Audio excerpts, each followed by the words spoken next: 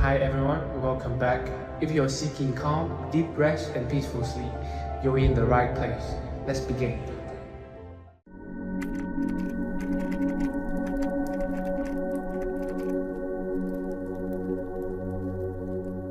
Welcome, friend, to another journey together.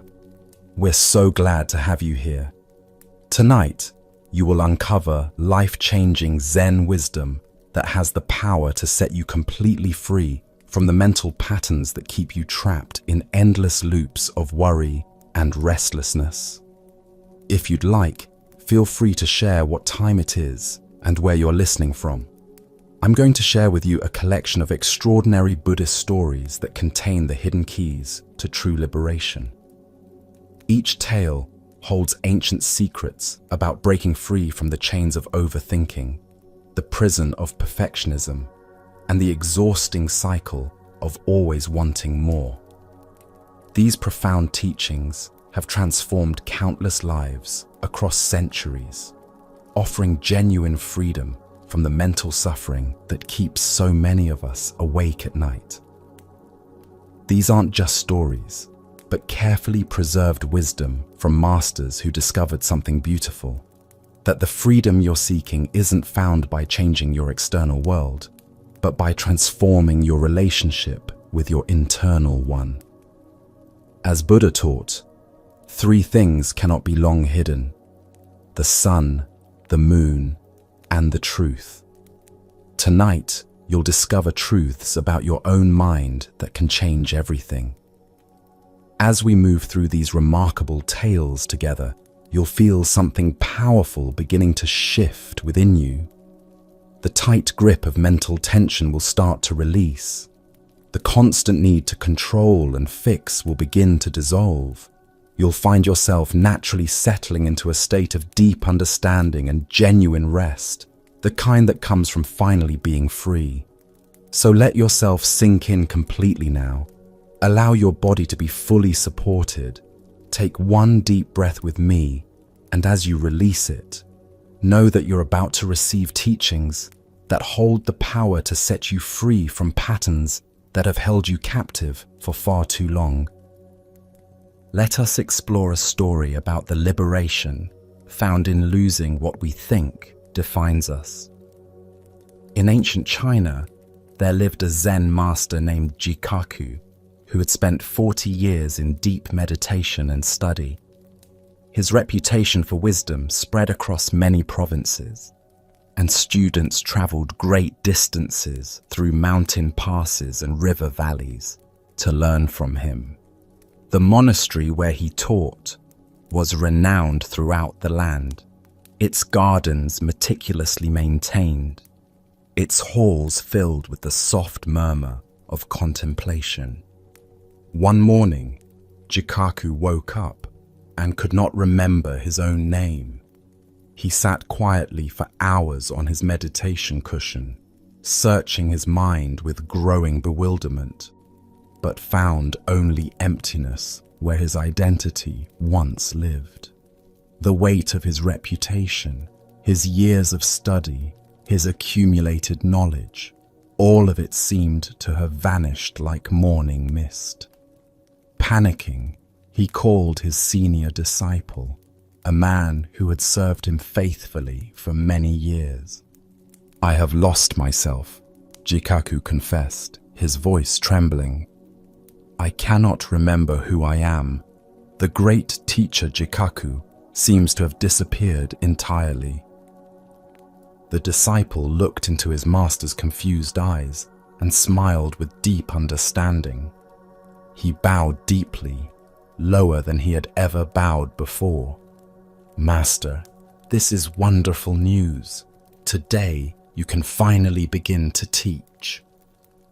Confused but trusting his disciple's wisdom, Jikaku spent that day interacting with visitors as a nameless person. Without the weight of his reputation pressing down upon his shoulders, without the burden of being the great master Jikaku, he spoke with unprecedented freshness. His words carried a lightness they had never possessed before. Students found themselves leaning forward, captivated by something entirely new in his teaching. a quality of authentic presence that had been hidden beneath layers of accumulated identity. By evening, his memory returned completely, like water flowing back into a dried riverbed. But something had fundamentally shifted within him. He had tasted the freedom of existing without the prison of identity, and the flavor was sweeter than anything he had ever known. From that day forward, Jikaku would periodically introduce himself to new students with different names, sometimes calling himself Nobody in Particular or the One Who Forgot. His teaching became legendary, not for its profundity, but for its startling simplicity. When asked about enlightenment, he would say with twinkling eyes, "First, become so much yourself that you disappear entirely. Then you can be of some use to others." The Buddha once said, "You are what you think. All that you are arises from your thoughts. With your thoughts, you make your world."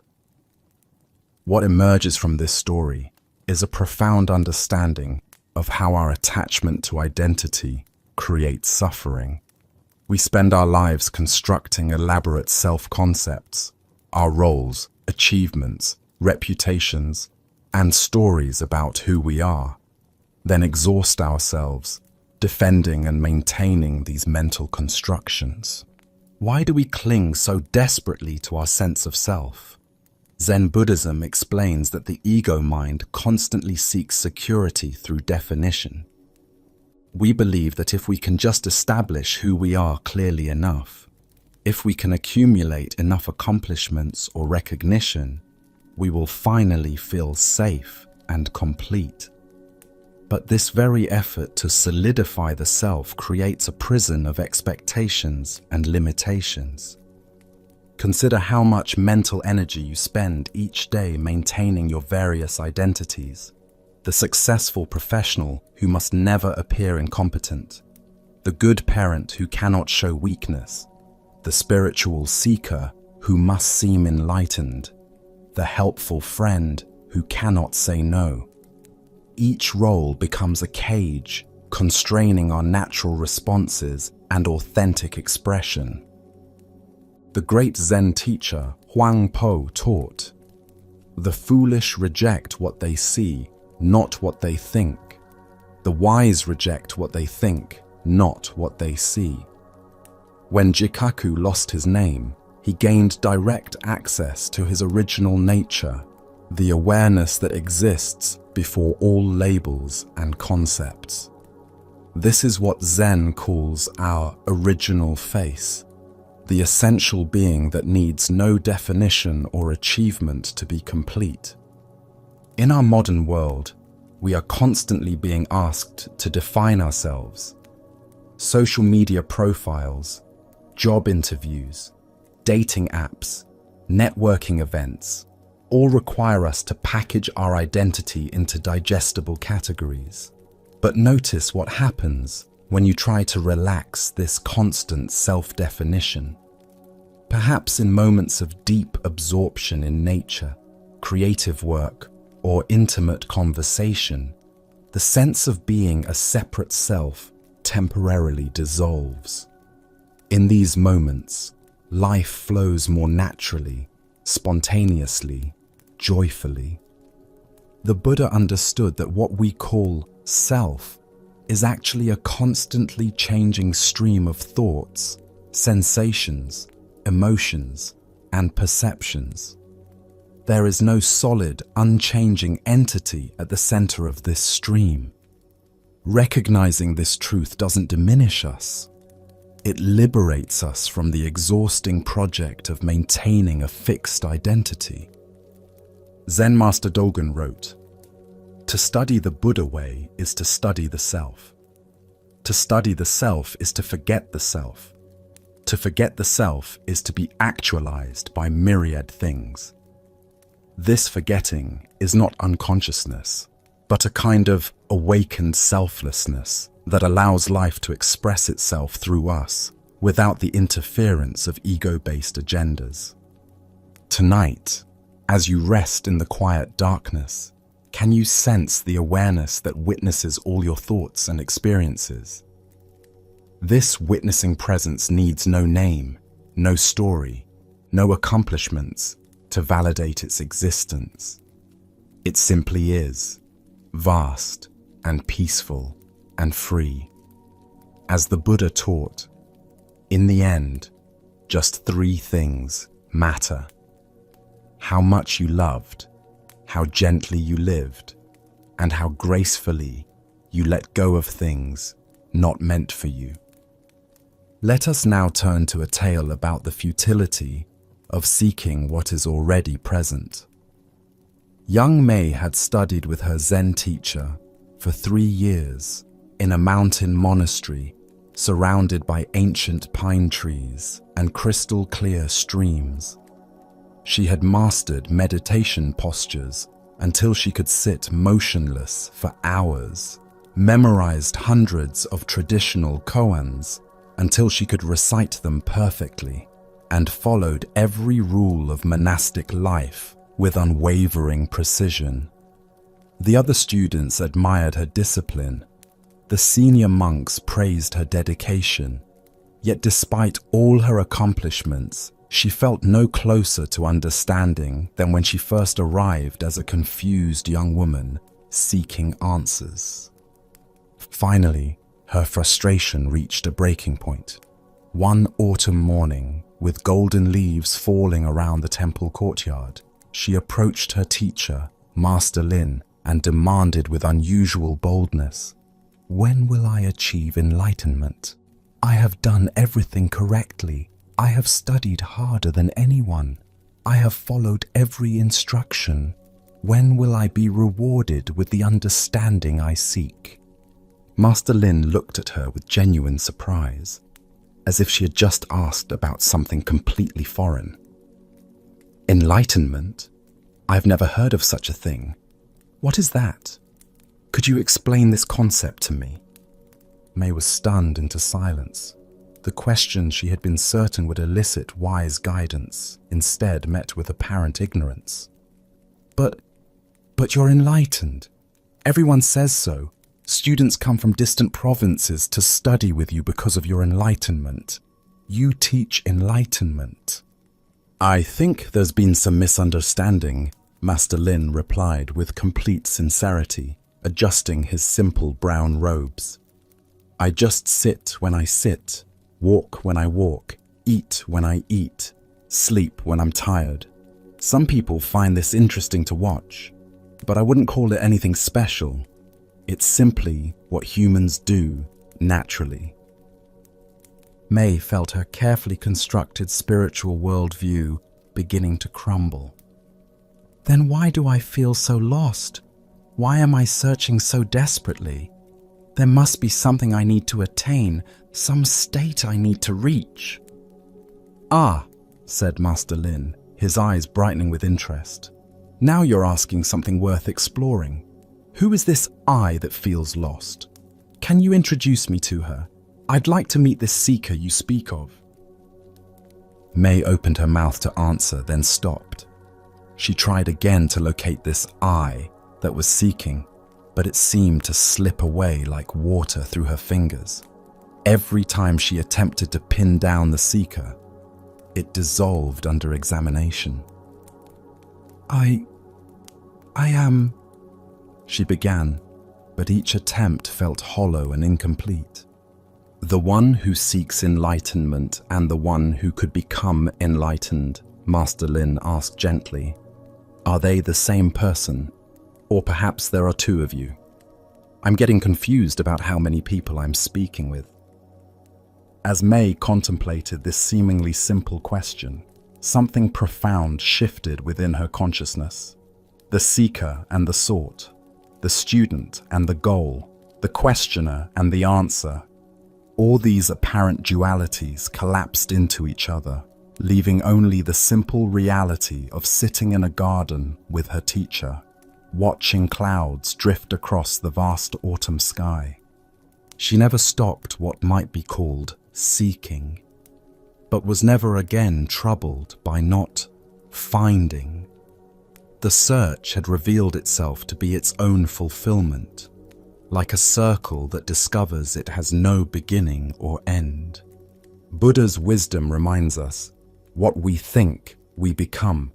What we feel, we attract. What we imagine, we create.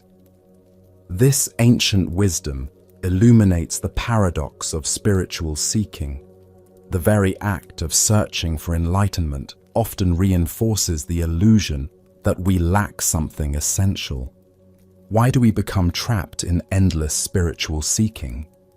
Zen Buddhism reveals that our minds are conditioned to view happiness, peace, and fulfillment as future achievements rather than present realities.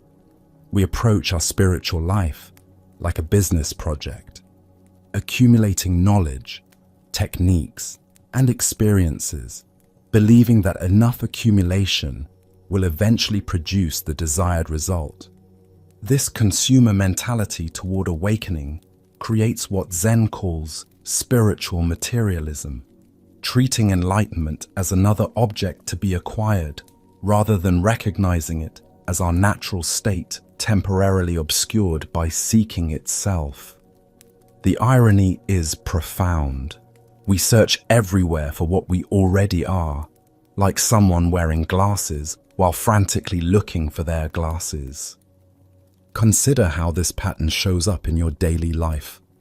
Perhaps you think, I'll be happy when I get that promotion, find the right relationship, achieve my ideal weight, finish this project, or master this spiritual practice. Each of these thoughts reinforces the belief that contentment exists somewhere other than here and now. But notice what happens when you achieve these goals. Often, the seeking mind simply creates new conditions for future happiness. The great Zen master Bankei taught, the unborn Buddha mind is already complete and perfect. You are trying to polish a mirror that is already perfectly clear.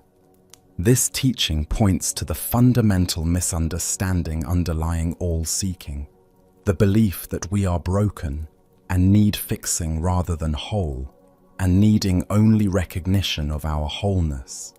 In our achievement-oriented culture, this message can sound strange or even dangerous.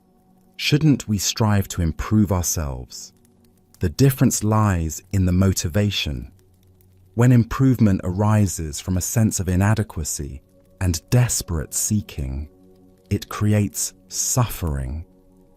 When it arises from joy and natural expression, it creates fulfillment.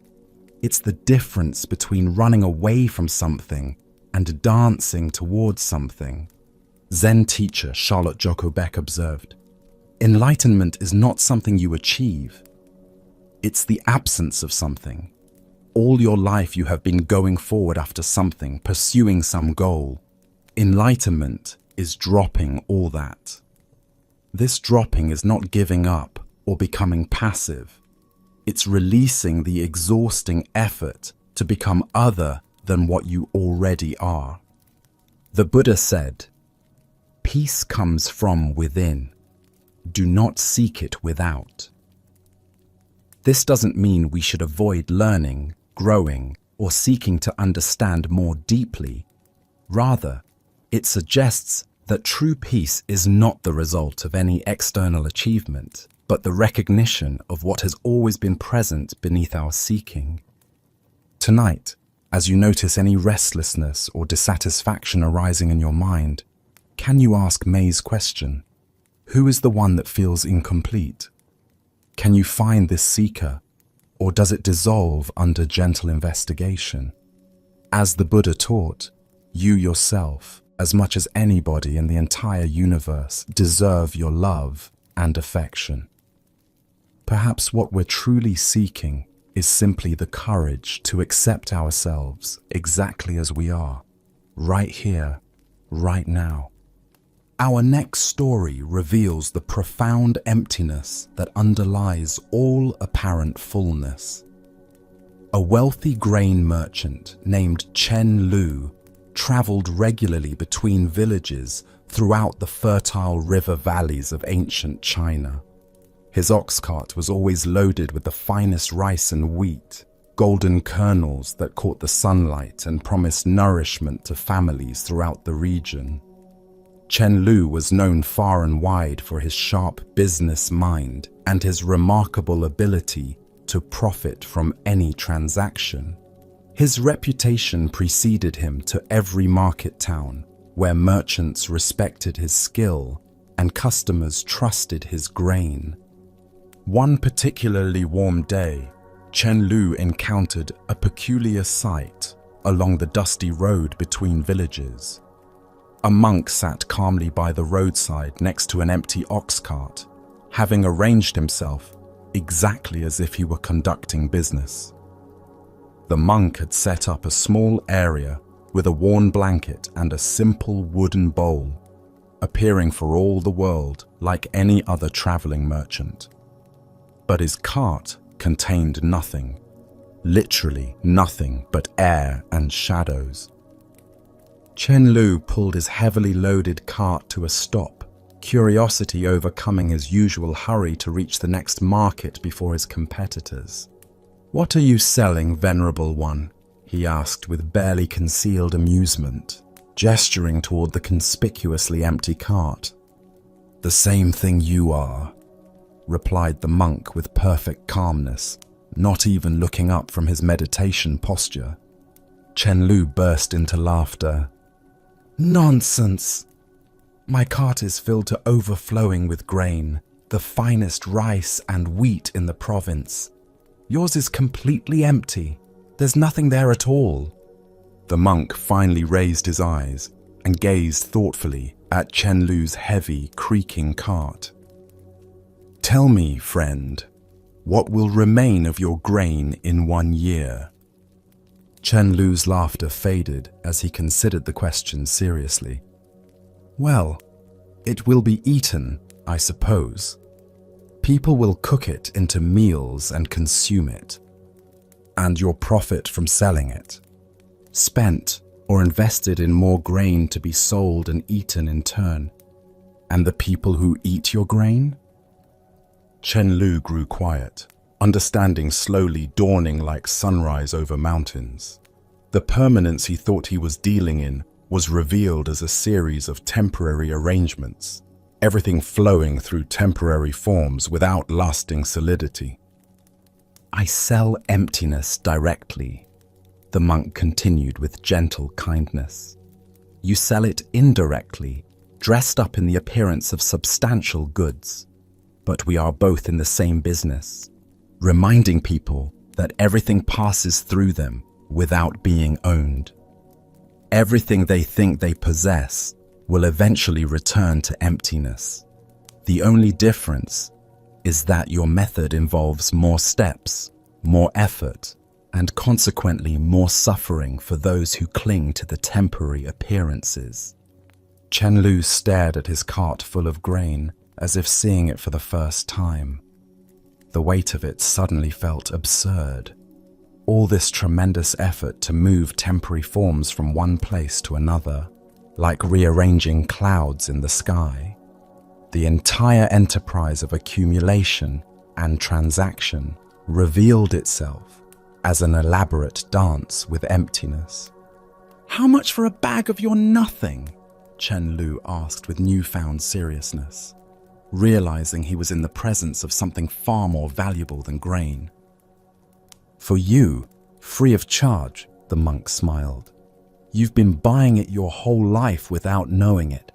Every transaction you've ever completed has been an exchange of temporary arrangements. Now you simply see it clearly." Chen Lu's grain business continued as before, but his entire relationship to it transformed completely. He became known throughout the region as the merchant who somehow made everyone feel lighter after dealing with him, though no one could quite explain why. As the Buddha observed, all conditioned things are impermanent. Work out your salvation with diligence. The heart of this lesson lies in recognizing the fundamental emptiness that underlies all apparent solidity.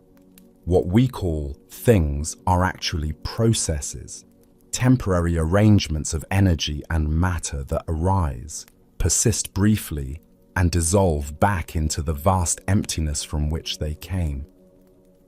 Why does this truth about emptiness feel so unsettling to our minds? Zen Buddhism explains that we suffer because we constantly try to grasp the ungraspable, to make permanent what is inherently transitory. We build our sense of security on the accumulation of things, relationships, achievements, and identities, not recognizing that all of these are like clouds, beautiful and real in their temporary manifestation, but ultimately insubstantial. Consider your own relationship to possessions and achievements. How much mental energy do you spend acquiring, maintaining, protecting, and worrying about losing the things you own? Your bank account, your reputation, your body, your relationships. All of these are like Chen Lu's grain, real and valuable in their temporary form, but ultimately returning to emptiness. This recognition doesn't diminish the practical value of these things or suggest we should become careless with them. Rather, it frees us from the suffering that comes from clinging to them as if they were permanent sources of security.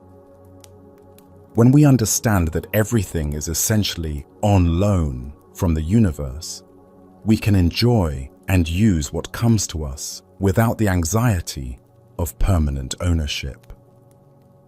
The Japanese aesthetic principle of mono, no aware, captures this beautifully, the bittersweet awareness of the impermanence of all things. Cherry blossoms are most beautiful precisely because they bloom briefly and then fall. Their transience doesn't make them less meaningful, it makes them infinitely precious. Zen Master Dogen taught, time is not separate from you, and as you are present, time does not go away.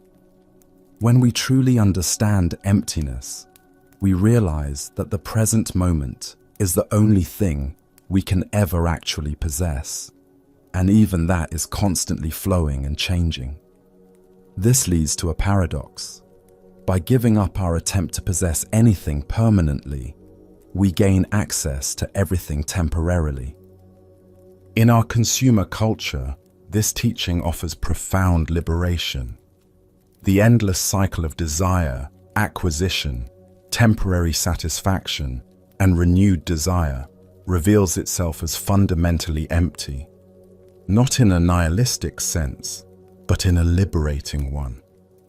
We can participate fully in life's experiences without being enslaved by the need to possess them permanently. The Buddha said, "Thousands of candles can be lighted from a single candle, and the life of the candle will not be shortened. Happiness never decreases by being shared." This wisdom points to the abundant nature of emptiness itself. When we stop trying to hoard temporary things, we discover an infinite capacity for generosity and joy. Tonight, as you notice any anxiety about things you might lose or things you wish you could gain, can you remember the merchant's empty cart? Can you sense the lightness available when you release the burden of permanent ownership? As the Buddha taught, in the end, these things matter most. How well did you love? How fully did you live? How deeply did you let go?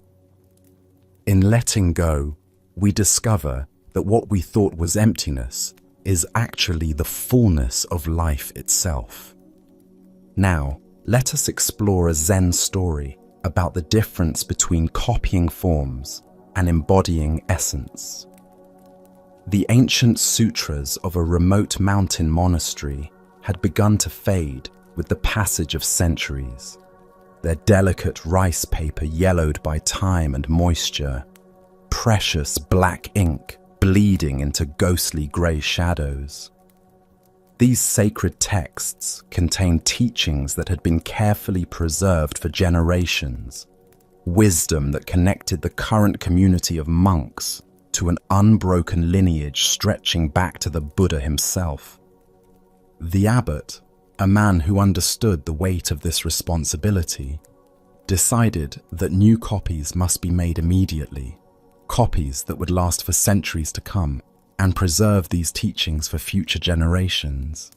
He sent messengers to the surrounding provinces with a request for the finest scribe in the entire region, someone whose skill with brush and ink was legendary.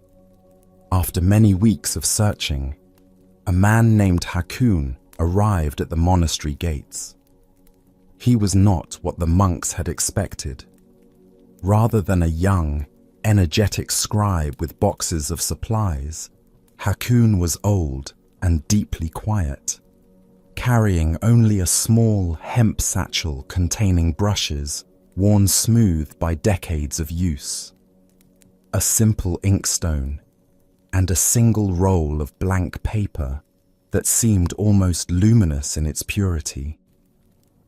The abbot led Hakun to a serene, isolated room where golden light filtered through paper screens and the sound of distant temple bells created an atmosphere of perfect contemplation. "Here is the original sutra," the abbot said with reverence, gesturing to the precious text resting on a wooden stand. "We will bring you food and water regularly. Please, venerable scribe, take all the time you need to create a perfect copy." Hakun bowed deeply, entered the room with mindful steps, and gently slid the paper screen closed behind him. A week passed. The abbot, curious about the progress, carefully peeked into the room through a small gap in the screen. Hakun was not writing. He sat in perfect meditation posture, his eyes closed, his breathing so quiet it was barely perceptible. The new paper remained pristine and untouched, white as fresh snow. He must be preparing his mind and spirit for this sacred task, the abbot thought with understanding, and left him undisturbed. A full month passed. The abbot looked again with growing curiosity. The inkstone was completely dry, the brushes untouched and arranged exactly as they had been on the first day. Still, Hakun sat in profound stillness. The abbot's curiosity was now mixed with concern, but he reminded himself that true masters work in mysterious ways. After 3 months of absolute silence from the room, the abbot's patience finally wore thin. He slid open the door with perhaps more force than necessary and entered with poorly concealed frustration. "Master Hakun," he said, his voice tight with barely controlled exasperation. "You were hired to copy our precious sutra. The ink remains dry, the paper is still blank, and you appear to have done nothing at all. Have you made any progress whatsoever on the task we requested?" Hakun slowly opened his eyes. They were as clear and deep as a mountain lake that has never been disturbed by wind.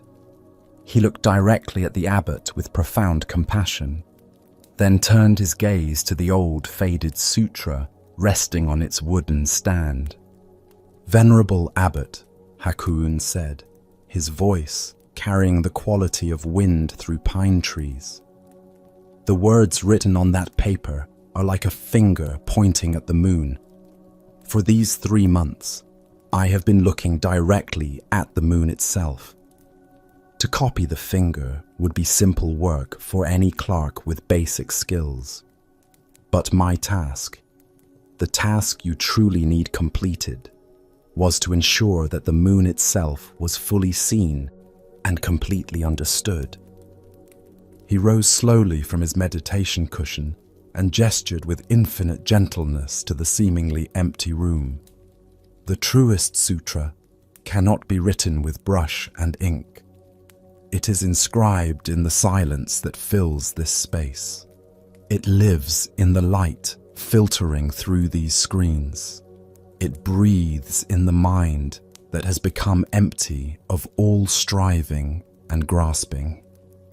I have spent these months inscribing this true sutra onto the very air itself, creating a transmission more perfect than any words could ever be. He paused, his eyes twinkling with deep joy. Tell me, Venerable Abbot, can you read what I have written?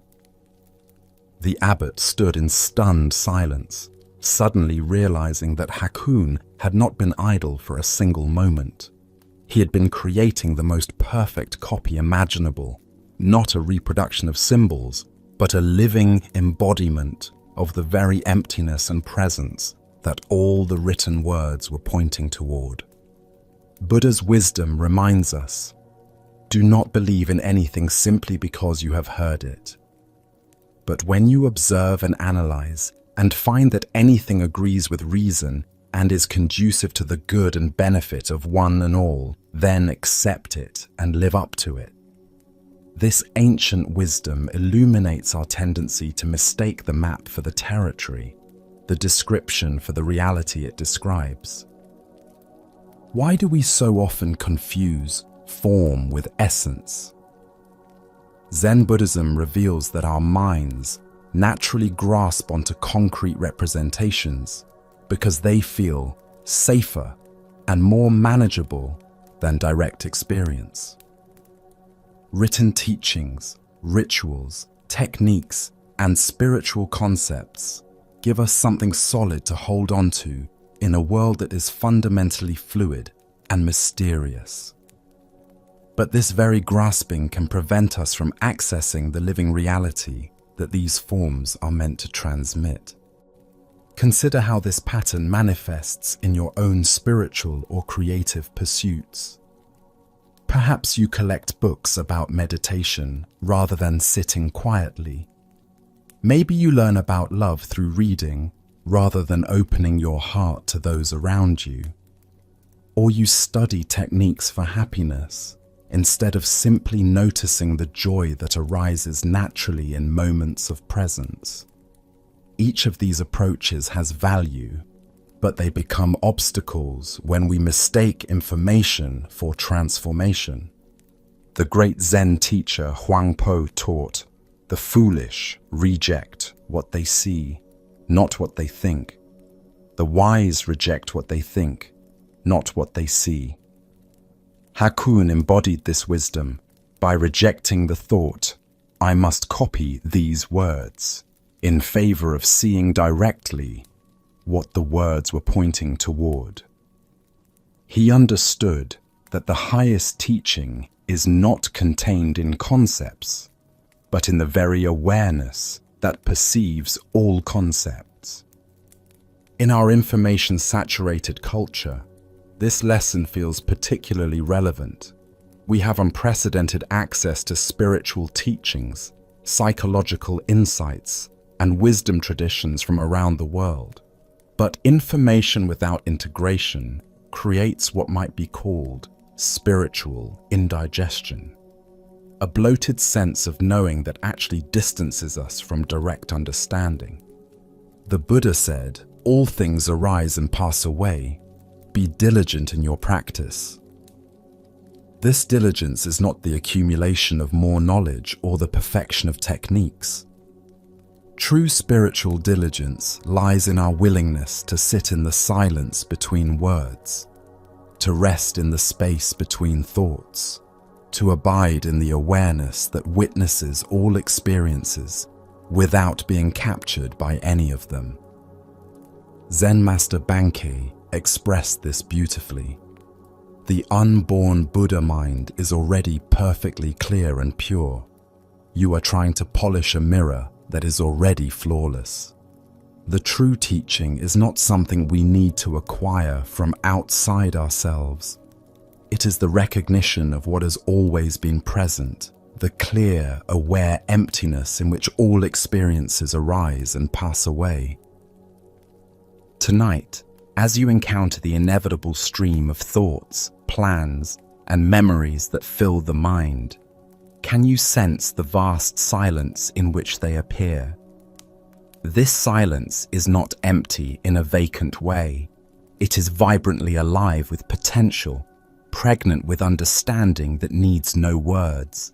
As the Buddha taught, in the end, just three things matter: how much you loved, how gently you lived, and how gracefully you let go of things not meant for you. The deepest wisdom often comes not through accumulation, but through the gradual release of everything unnecessary. As we continue our journey through the wisdom of Zen Buddhism, let us turn to a story about the profound teaching that exists in the simplest moments. The old Zen master Jinnu was dying. For months, he had been confined to his bed in a small, sparse room overlooking the monastery's carefully tended garden. Outside his window, seasons changed with their eternal rhythm. Summer's intense green gave way to autumn's gold, then winter's stark beauty, and finally, spring's tender renewal. Through it all, Jin'u lay peacefully, his breathing growing shallower with each passing day. His disciples had gathered around him throughout these final months, hoping desperately for one last teaching, one final piece of wisdom that would guide them through the years to come. The air in the room felt heavy with expectation and barely contained grief. These devoted students had followed Jin'u for decades, studying his every gesture, memorizing his teachings, trying to understand the mysterious source of his profound peace. On what would be his final day, his senior disciple, a man who had served him faithfully for 40 years, knelt beside the narrow bed. This disciple had witnessed Jin'u teach thousands of students, had seen him guide seekers through the deepest questions of existence, had watched him demonstrate wisdom in countless ways, both subtle and profound. "Master," the senior disciple whispered, leaning close to Jin'u's ear, "you are leaving us soon. We can feel your spirit preparing for its journey. Please, before you go, share with us the most essential truth you have learned. What is the final teaching of Zen? What words will help us find our way without your guidance?" The other monks pressed closer, their faces etched with anticipation and sorrow. They expected perhaps a famous koan that would puzzle and inspire them for years. Maybe a profound verse about the nature of existence that they could recite in times of doubt. Or perhaps a cryptic phrase that would unlock some final mystery they had not yet penetrated. Master Jin'u's eyes, cloudy with age and approaching death, slowly fluttered open like butterfly wings. But he did not look at any of his devoted students.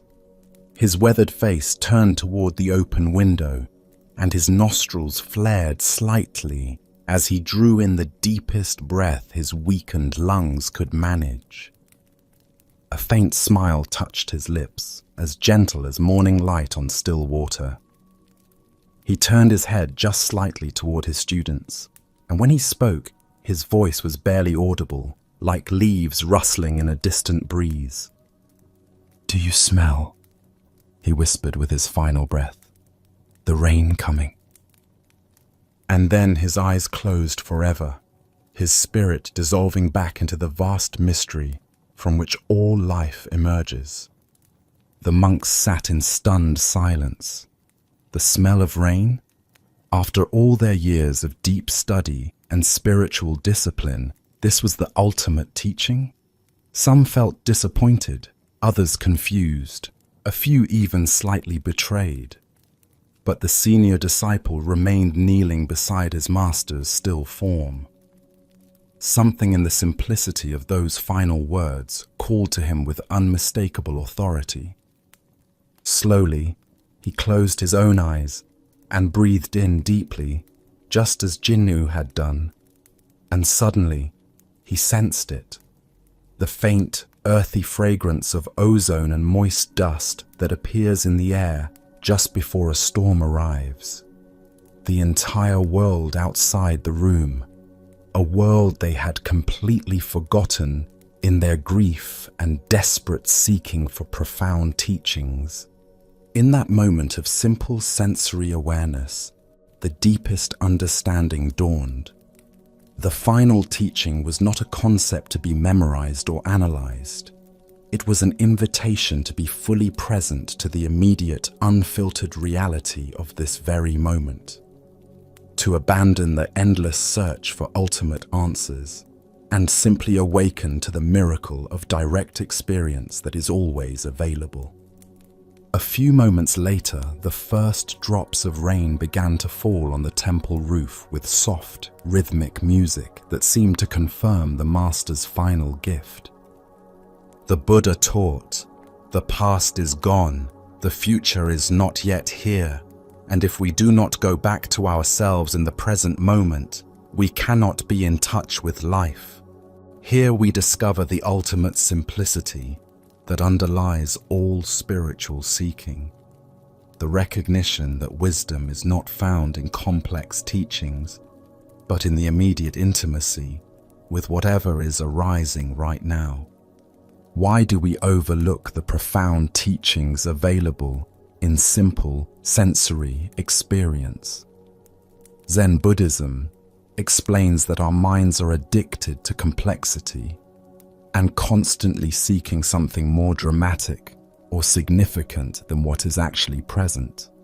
We believe that true wisdom must be difficult to understand, that enlightenment requires years of study and mysterious insights.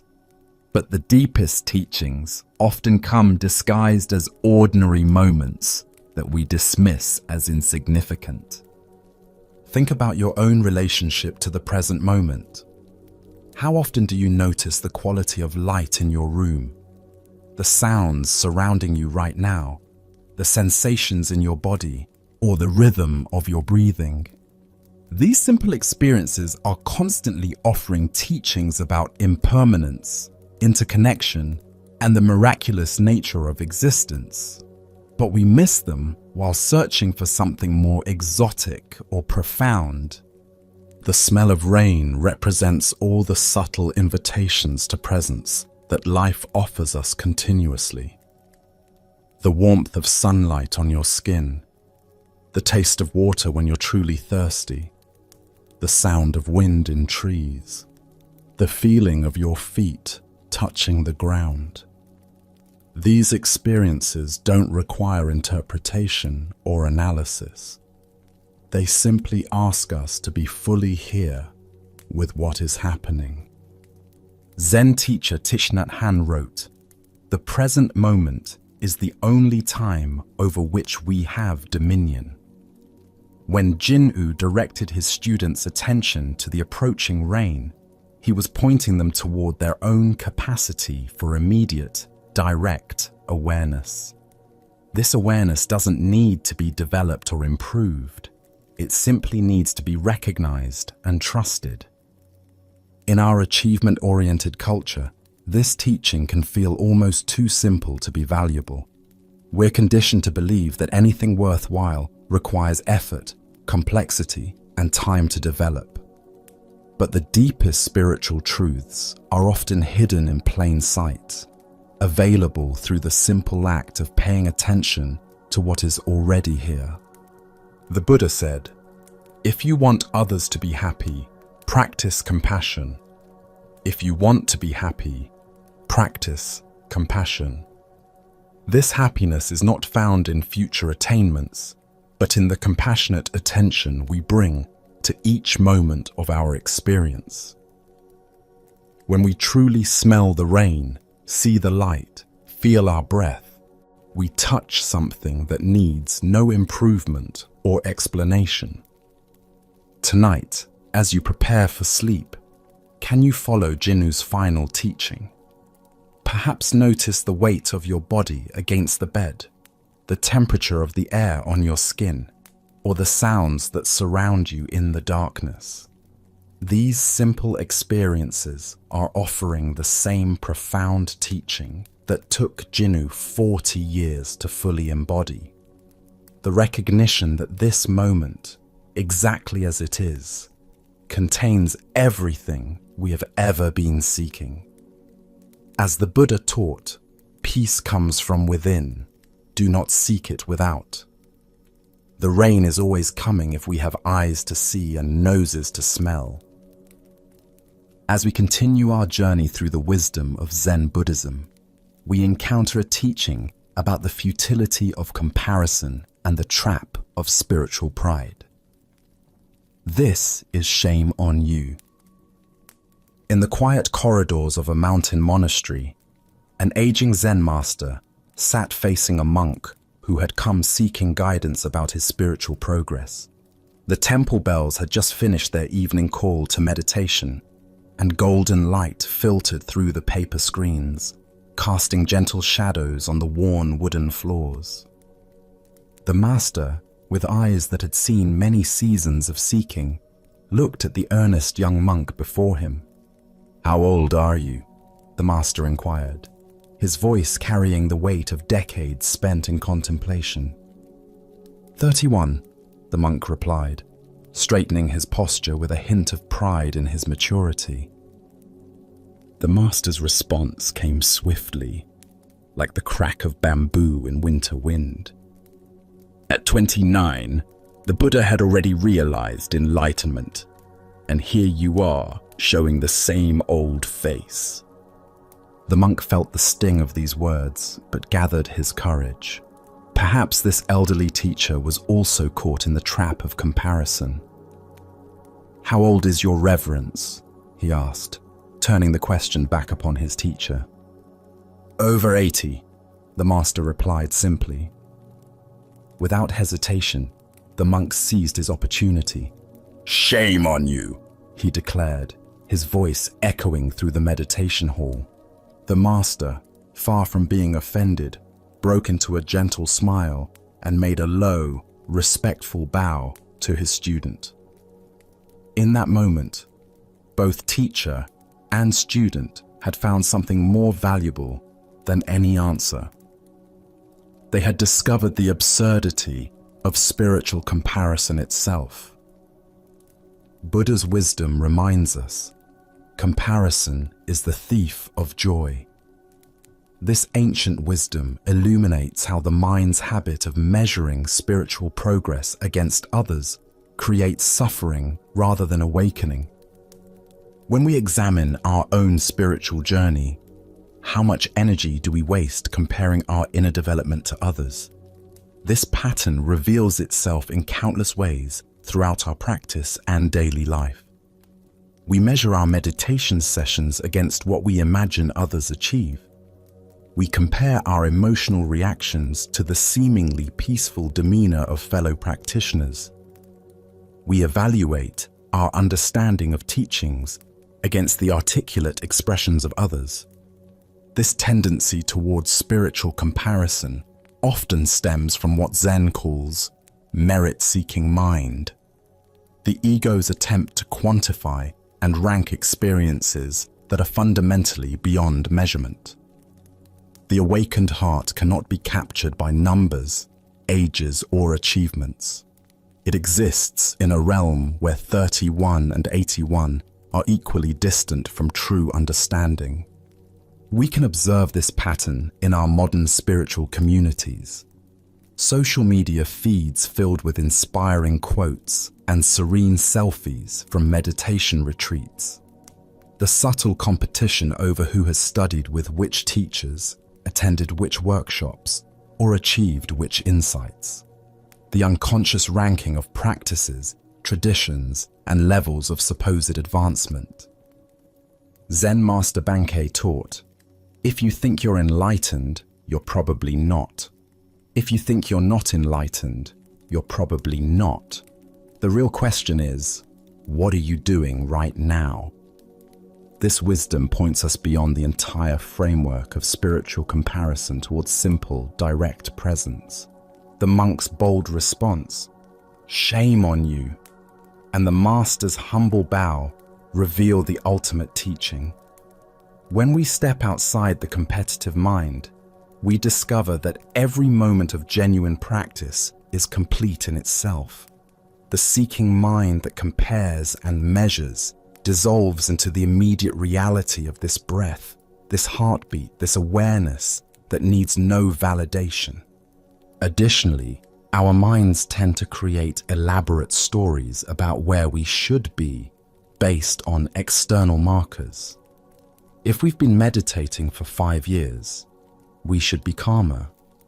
If we've read dozens of spiritual books, we should be wiser.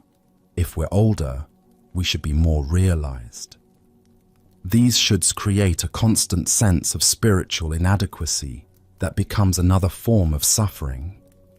The deeper teaching here shows us that authentic practice exists outside the timeline of comparison.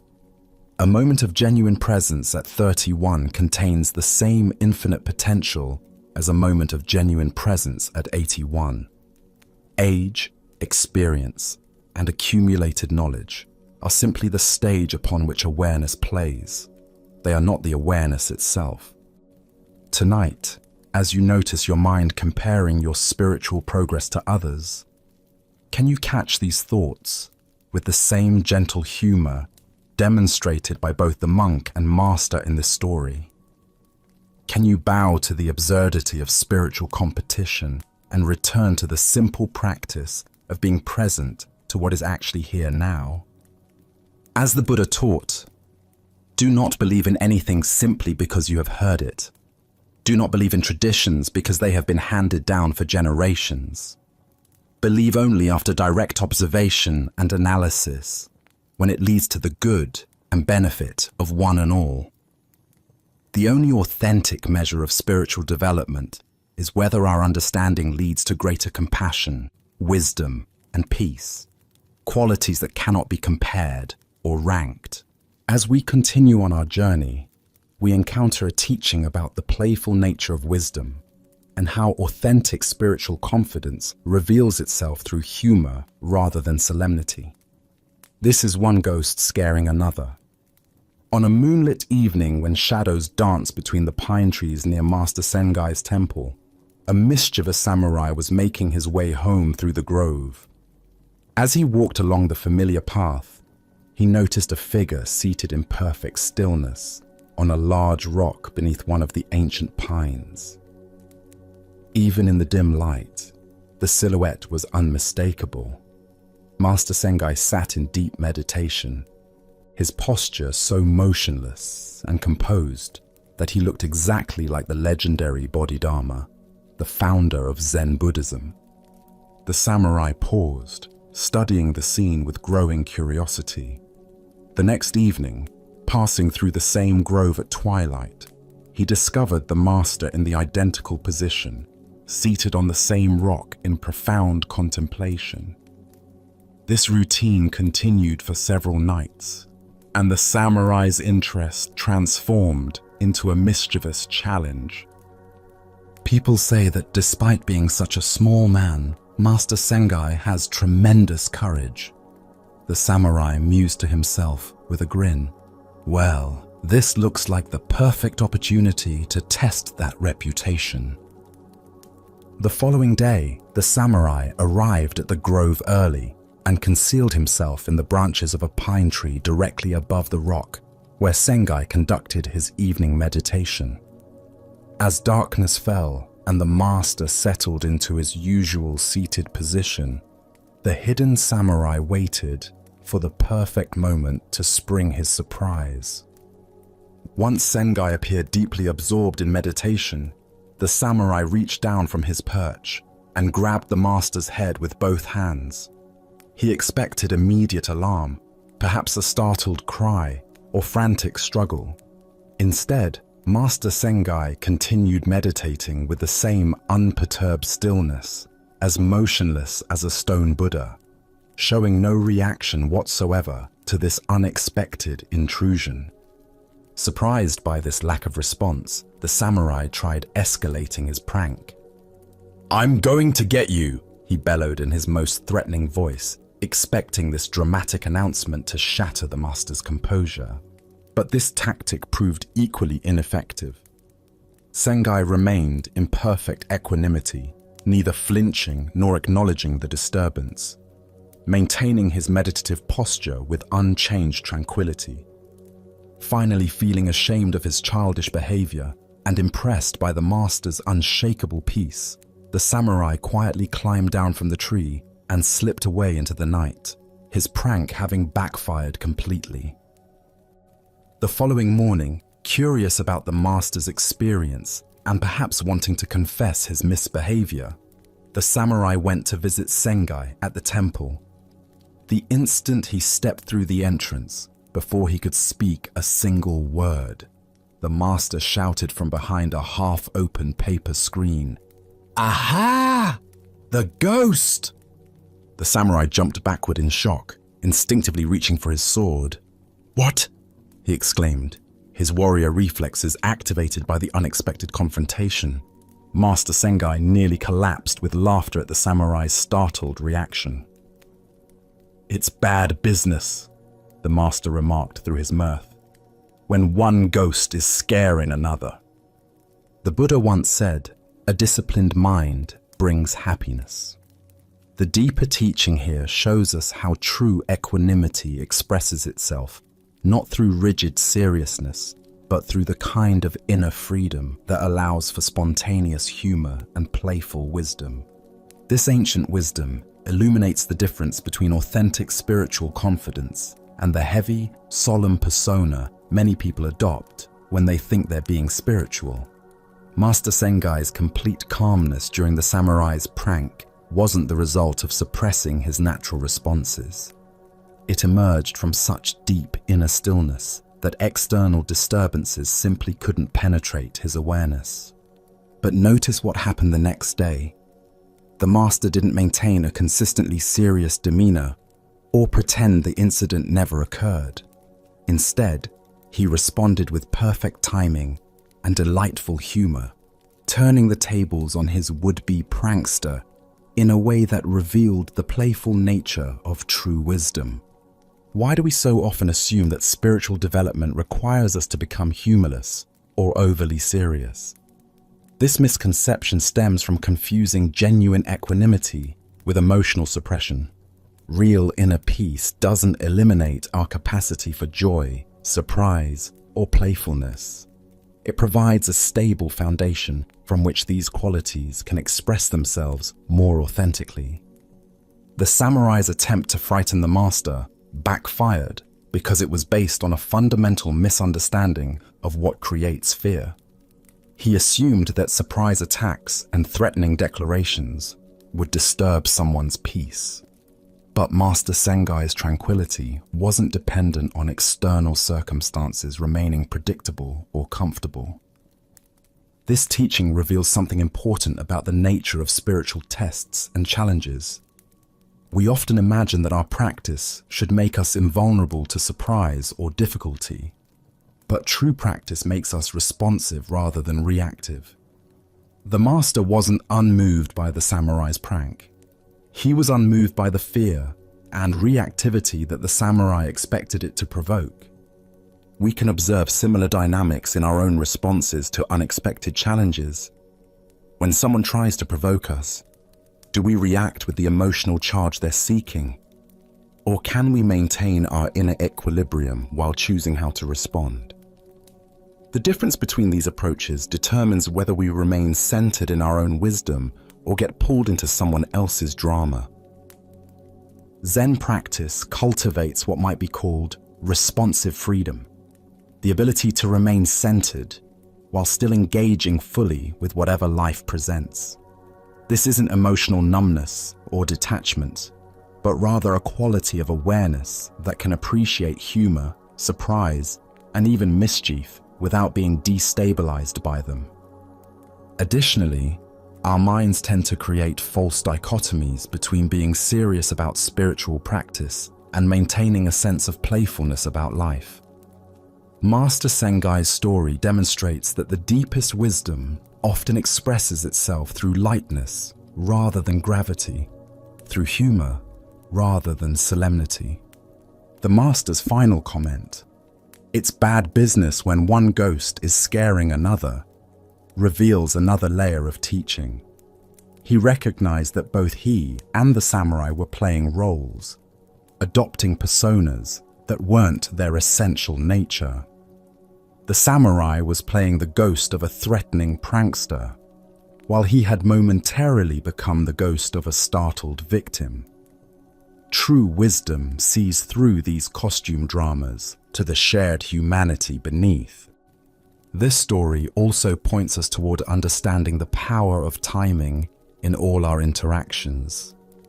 The master's perfectly timed "aha," the ghost, wasn't planned or calculated. It emerged spontaneously from his integrated awareness of the entire situation. When we're truly present, we often find that the most appropriate responses arise naturally without forcing or strategizing. Tonight, as you consider your own relationship with surprise, challenge, and playfulness, can you notice areas where you might be taking yourself too seriously? What would it mean to maintain your inner equanimity while still allowing space for humor and spontaneous joy? As the Buddha taught, thousands of candles can be lit from a single candle, and the life of the candle will not be shortened. Happiness never decreases by being shared. In cultivating both deep peace and playful wisdom, we discover that spiritual development enhances rather than diminishes our capacity for genuine human connection and joy. As we continue our journey through the wisdom of Zen Buddhism, let us explore a story about transforming our relationship with suffering. This is the tale of the salt and the lake. In a quiet monastery nestled among rolling hills, there lived an aging master, renowned for his patience and wisdom. Among his students was a young apprentice whose heart had become heavy with complaints about life's difficulties. Each morning, the apprentice would arrive with fresh grievances. "Master, why is life so hard? Yesterday, my meditation was disturbed by noise. Today, my back aches from the hard floor. When will this suffering end?" His voice carried the weight of someone who had catalogued every small discomfort until they had grown into an overwhelming burden. The master listened with infinite patience, but as days turned to weeks, he recognized that words alone would not shift his student's perspective. One crisp morning, as golden sunlight streamed through their simple dwelling, the master made an unusual request. "My dear student," he said gently, "I need you to go to the kitchen and bring me some salt. Just a handful will suffice." The apprentice, puzzled by this simple task, nonetheless obeyed. He returned with cupped palms containing coarse white crystals. "Now," the master instructed, producing a small glass of water, "place all of that salt into this glass and drink it." The young man hesitated. "Master, that seems like far too much salt for such a small amount of water." "Trust the process," the master replied. "Drink." The apprentice poured the salt into the glass, watching the crystals dissolve into a cloudy, unappetizing mixture. He lifted it to his lips and took a large gulp, immediately grimacing as the intensely bitter taste filled his mouth. "How does it taste?" the master asked. "Bitter," the apprentice spat. "Terribly, overwhelmingly bitter. I can barely stand it." The master chuckled softly. "Excellent. Now bring that same amount of salt and come with me." Together, they walked in contemplative silence until they reached the shores of a pristine mountain lake. The water stretched before them like a mirror, reflecting the sky so perfectly that it was difficult to tell where earth ended and heaven began. "Now," the master said, "place this handful of salt into the lake." The apprentice waded into the shallow water and opened his hands, watching as the salt crystals scattered across the lake's surface, quickly dissolving without leaving any visible trace. "Drink from the lake," the master instructed. The young man cupped the lake water in his hands and brought it to his lips. The water was clean, refreshing, with the pure taste of mountain streams. "How does it taste?" the master asked. "Much fresher," the apprentice replied, genuinely surprised. "Clean and pure." "Do you taste the salt?" the master inquired gently. The student paused, paying careful attention. "No," he said slowly. "I don't taste any salt at all." The master sat beside his student on a smooth stone at the water's edge. His weathered hands reached out to clasp the young man's hands in profound tenderness. "My dear student," the master said, "the pain of life is pure salt, no more, no less. The amount of pain in existence remains constant, but the amount of bitterness we experience depends entirely on the container we put that pain into." The apprentice listened with new understanding. "When you are in pain," the master continued, "the only thing you can truly control is your response.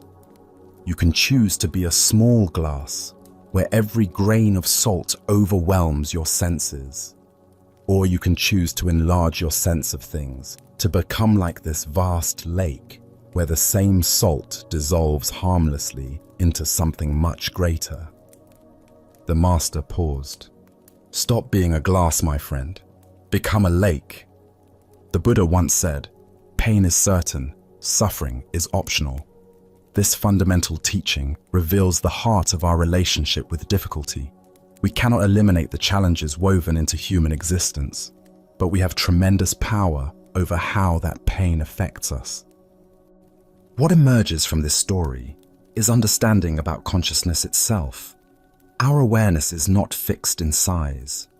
It can contract into the narrow confines of a glass, where every difficulty looms enormous, or it can expand into the spaciousness of a lake, where the same difficulties become manageable. Why do we often choose to be the glass rather than the lake?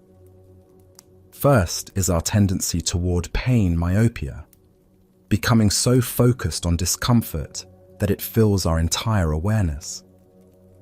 Second is our habit of story proliferation, taking a single, painful event and creating elaborate narratives about how unfair life is.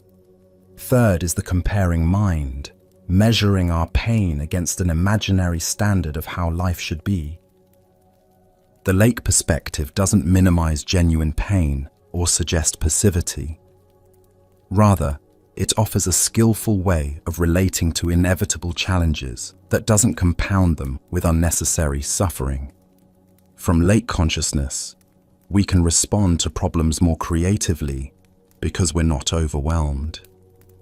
Zen master Thich Nhat Hanh taught, "Thanks to impermanence, everything is possible." From the lake perspective, we remember that everything arises and passes away within the vast space of awareness. Today's crisis becomes tomorrow's memory. We become a lake through practices that naturally expand awareness. Meditation teaches us to rest in spacious presence. Gratitude helps us notice experiences beyond immediate difficulties. Service reminds us that our pain is part of shared human experience. Tonight, as you reflect on current challenges, can you sense the difference between experiencing them from glass consciousness versus lake consciousness? What would it feel like to allow your awareness to expand beyond the immediate intensity of difficulties to include the vast context of this moment? As the Buddha taught, if you want to know your mind, sit down and observe it. If your mind is clear, happiness will come. The clarity he speaks of is not the absence of salt, but the spaciousness to hold it skillfully. In becoming lakes rather than glasses, we discover that pain can become a gateway to deeper compassion and freedom. Our next story reveals the difference between technical mastery and true mastery of oneself. This is the lesson of the archer and the bridge. A young man had devoted years to perfecting his skill with the bow and arrow. Day after day, he practiced in all weather conditions, his dedication absolute, his focus unwavering. His technique became flawless, his aim so precise that he rarely missed his target, even at great distances. Word of his remarkable ability spread throughout the region, and he began winning archery contests one after another, each victory feeding his growing pride and confidence. Flush with success, and perhaps a bit intoxicated by his own reputation, the young archer decided to seek out the ultimate challenge. He had heard whispered stories of an old Zen master who lived high in the mountains, a man renowned not only for his spiritual wisdom, but also for his legendary skill with the bow. I will challenge this old master, the young man thought, and when I defeat him, everyone will know that I am the greatest archer in all the land. He found the master's simple dwelling and issued his challenge with the confidence of youth. "Old man," he said, perhaps more boldly than was respectful, "I have heard of your reputation with the bow. I challenge you to demonstrate whether your skill can match mine."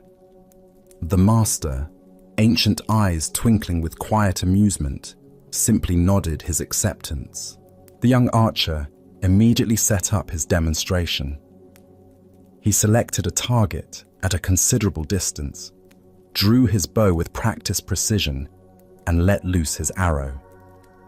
It flew straight and true, striking the exact center of the bullseye with a satisfying thud. Without pausing, he notched a second arrow, drew, aimed, and fired again. This arrow split the first arrow down its center, a feat of such technical brilliance that few archers in the world could have accomplished it. The young man turned to the master with obvious satisfaction, his chest puffed with pride. "There," he said, gesturing toward his perfect demonstration. "Let's see if you can match that display of skill." The old master looked at the target, then at the young man, and smiled gently. But instead of drawing his own bow, he simply motioned for the archer to follow him. "Come," he said quietly, "let us find a more suitable place for this demonstration." Curious about what the old man had in mind, and confident that no location could diminish his superior abilities, the young archer followed the master up a winding mountain path. They climbed higher and higher, the air growing thinner, the path more treacherous, until finally they reached a place where the mountain was split by a deep chasm. Spanning this terrifying gap was a single fallen log, weathered and narrow, that served as a bridge between the two sides. Far below, so far that the bottom disappeared into shadow, the chasm yawned like a hungry mouth. The slightest misstep would mean certain death. Without a word, the old master calmly stepped out onto this precarious bridge. His movements were unhurried, graceful, completely at ease despite the mortal danger.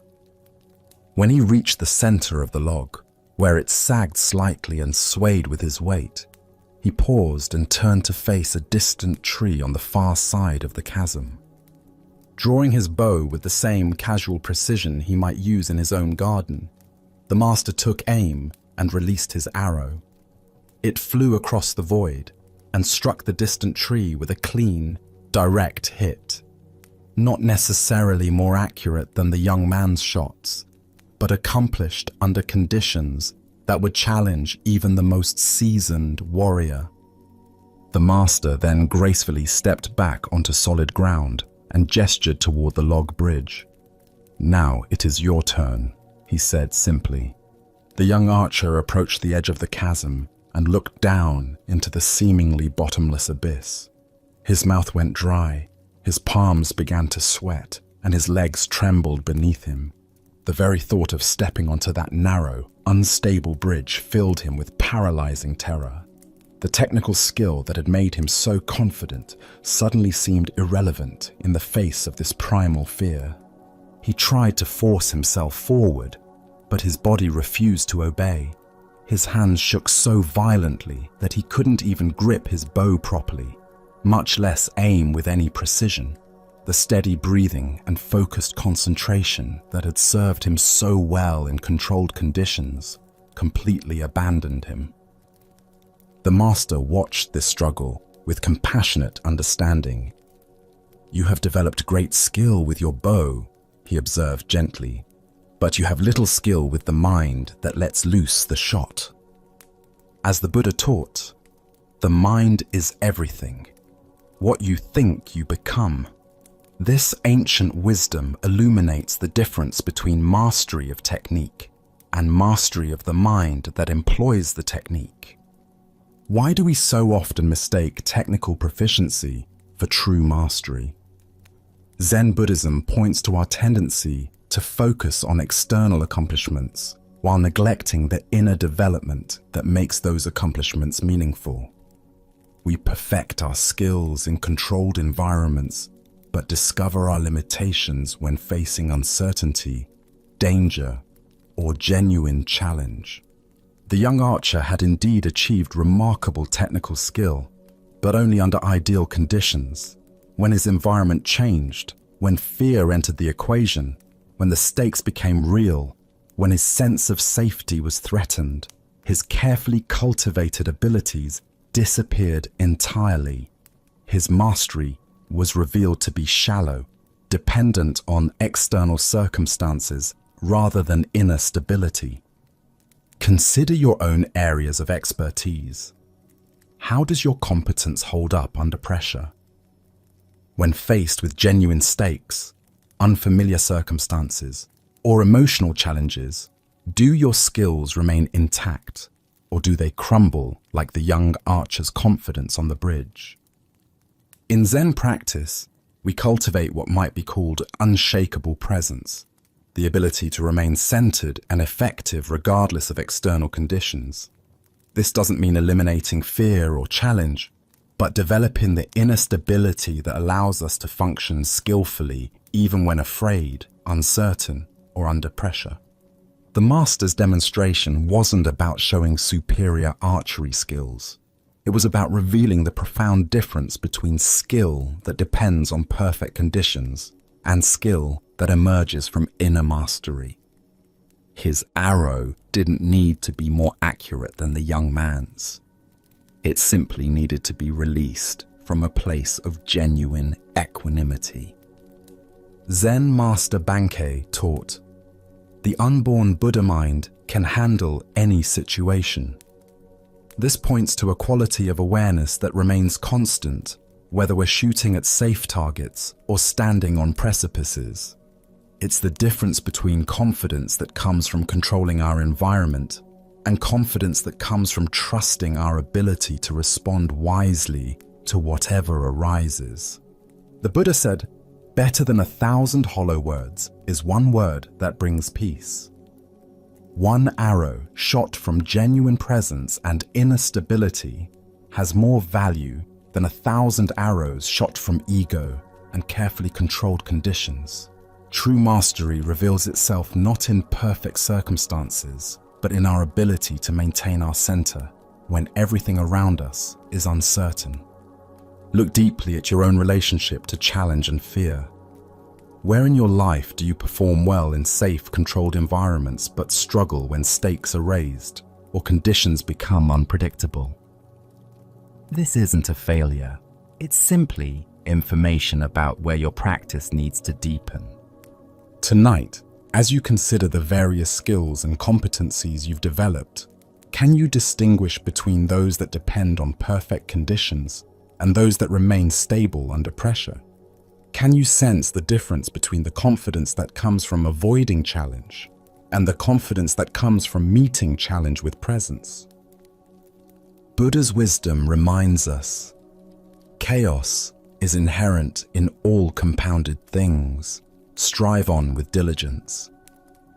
Life is the bridge over the chasm, uncertain, sometimes frightening, always requiring us to find our balance, not in the safety of solid ground, but in our ability to remain centered while walking through space.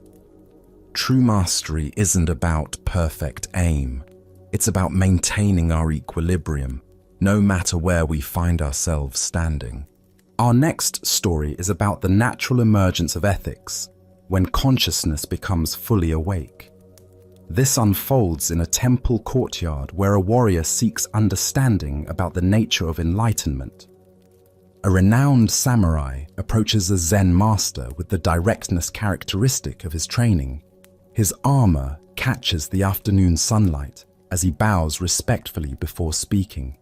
"Master," he says, "I have heard of your wisdom and come seeking guidance. The way of meditation, the endless sitting, the quiet contemplation, these practices do not suit my nature. I am a man of action, accustomed to decisive movement and clear objectives. Is there a path to enlightenment that aligns with my temperament?" The Zen master considers this request thoughtfully.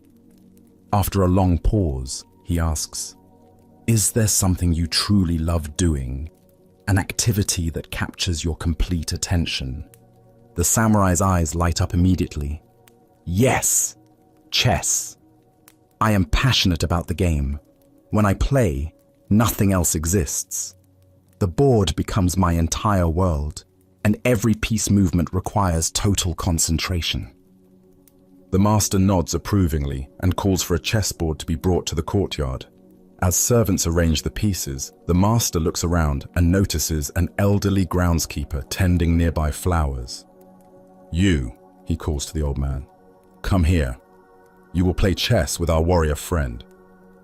The groundskeeper approaches hesitantly, his weathered hands still dirty from gardening. The samurai looks puzzled. Surely this simple laborer cannot provide worthy competition. But before either player can object, the Zen master draws the samurai's own sword from its sheath. "You will play," the master announces with quiet authority. "But the stakes are absolute. Whoever loses this game will lose his head to this blade." The atmosphere transforms instantly. What began as a casual request for spiritual guidance has become a matter of life and death. The samurai stares at the board, suddenly understanding that his renowned chess skills, his very survival, depend on the moves he makes in the next hour. The game begins, and immediately the samurai enters a state of concentration deeper than any he has experienced. Every fiber of his being focuses on the board. Each potential move is analyzed with crystalline clarity. The familiar pieces seem to glow with significance as he calculates his sequences 10 moves ahead. As the game progresses, the samurai realizes with growing amazement that the old groundskeeper plays with unexpected skill. This is no mere laborer, but a formidable opponent who matches his every strategy. The stakes make every decision feel like the difference between existence and annihilation. Gradually, through superior technique and intense focus, the samurai begins to gain advantage. He can see the sequence of moves that will lead inevitably to victory. The groundskeeper's position becomes increasingly hopeless.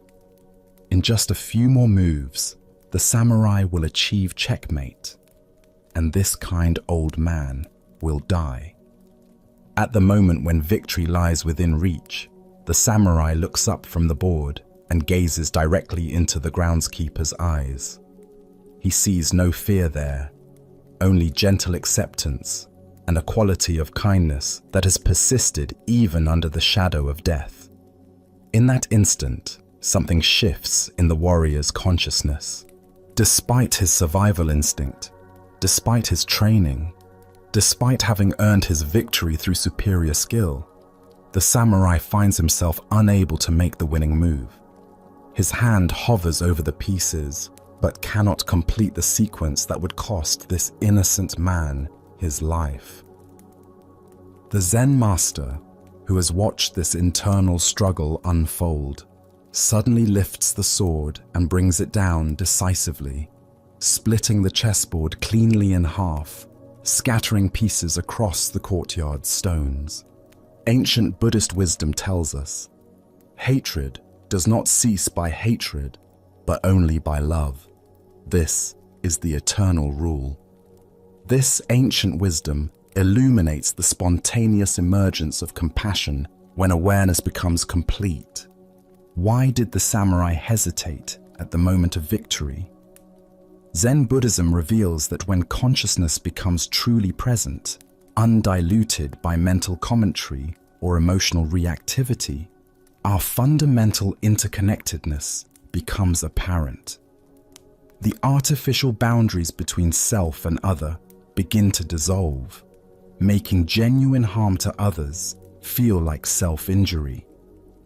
The samurai experienced what Buddhist psychology calls awakened awareness, a state of such complete presence that the illusion of separation temporarily disappeared. In ordinary consciousness, he could easily defeat an opponent and feel satisfied with victory, but under the pressure of absolute attention, he discovered something deeper than competitive instinct, an innate recognition of shared vulnerability and common humanity.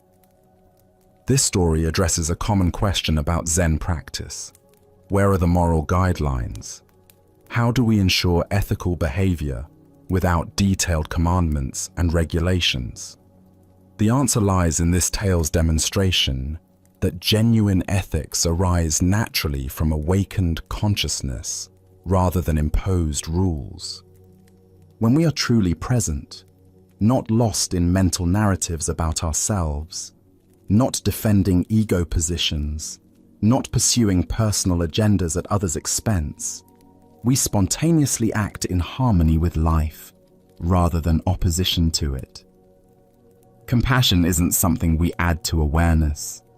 It's what awareness looks like when it's clear enough to recognize reality. The Buddha said, "If you want to know your past actions, look at your present circumstances. If you want to know your future, look at your present actions."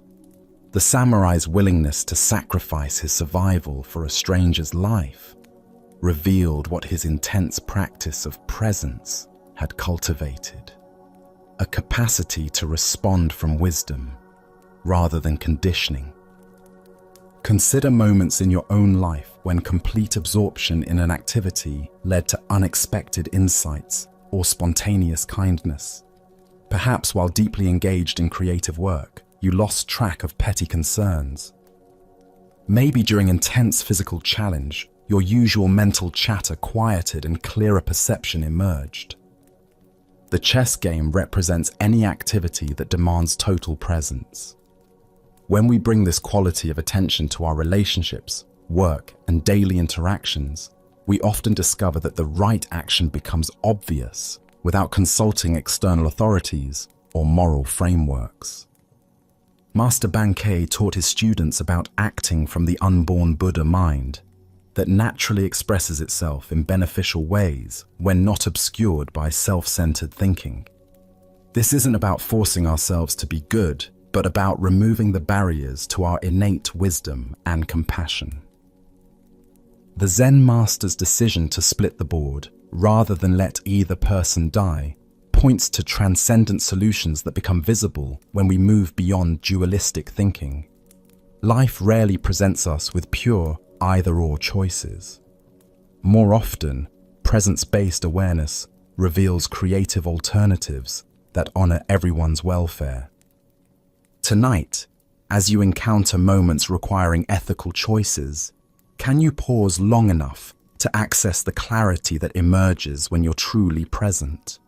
Perhaps you'll discover that the guidance you seek already exists within the stillness that lies beneath your mental agitation. As the Buddha taught, when you realize how perfect everything is, you will tilt your head back and laugh at the sky. This includes the perfect wisdom that emerges when consciousness becomes clear enough to see beyond the illusion of separation. Let us continue on our journey with a story about the intensity required for genuine spiritual awakening. This is the tale of the drowning lesson. Beside a crystal-clear mountain river, where water flowed over smooth stones with the endless song of moving current, a hermit had established his practice. For years, he had lived in solitude, finding in the rhythm of flowing water and changing seasons a perfect mirror for the movements of his own consciousness. One morning, as golden sunlight filtered through the canopy and the air carried the fresh scent of mountain laurel, a young man approached the hermit's simple dwelling. The seeker had traveled far, his clothing dusty from the journey, his face earnest with spiritual longing. "Master," the young man said, bowing respectfully, "I wish to become your disciple." The hermit looked up from his contemplation, studying the newcomer with eyes that had grown accustomed to reading the subtle signs of genuine versus superficial spiritual interest. "Why?" the hermit replied simply. The young man paused, considering his answer carefully. "Because I want to find God," he said finally, believing this to be the most noble response. What happened next took the seeker completely by surprise. Without warning, the hermit sprang to his feet, grabbed the young man by the scruff of his neck, and dragged him toward the river. Before the stunned visitor could protest, he found himself being pushed into the clear, cold water. The hermit's strong hands forced the young man's head beneath the surface and held him there. Panic set in immediately. The seeker's lungs began to burn as his oxygen depleted. He kicked and struggled with increasing desperation, his arms flailing as he fought to break free. Every second felt like an eternity as his body screamed for air. Nothing existed except the urgent, overwhelming need to breathe.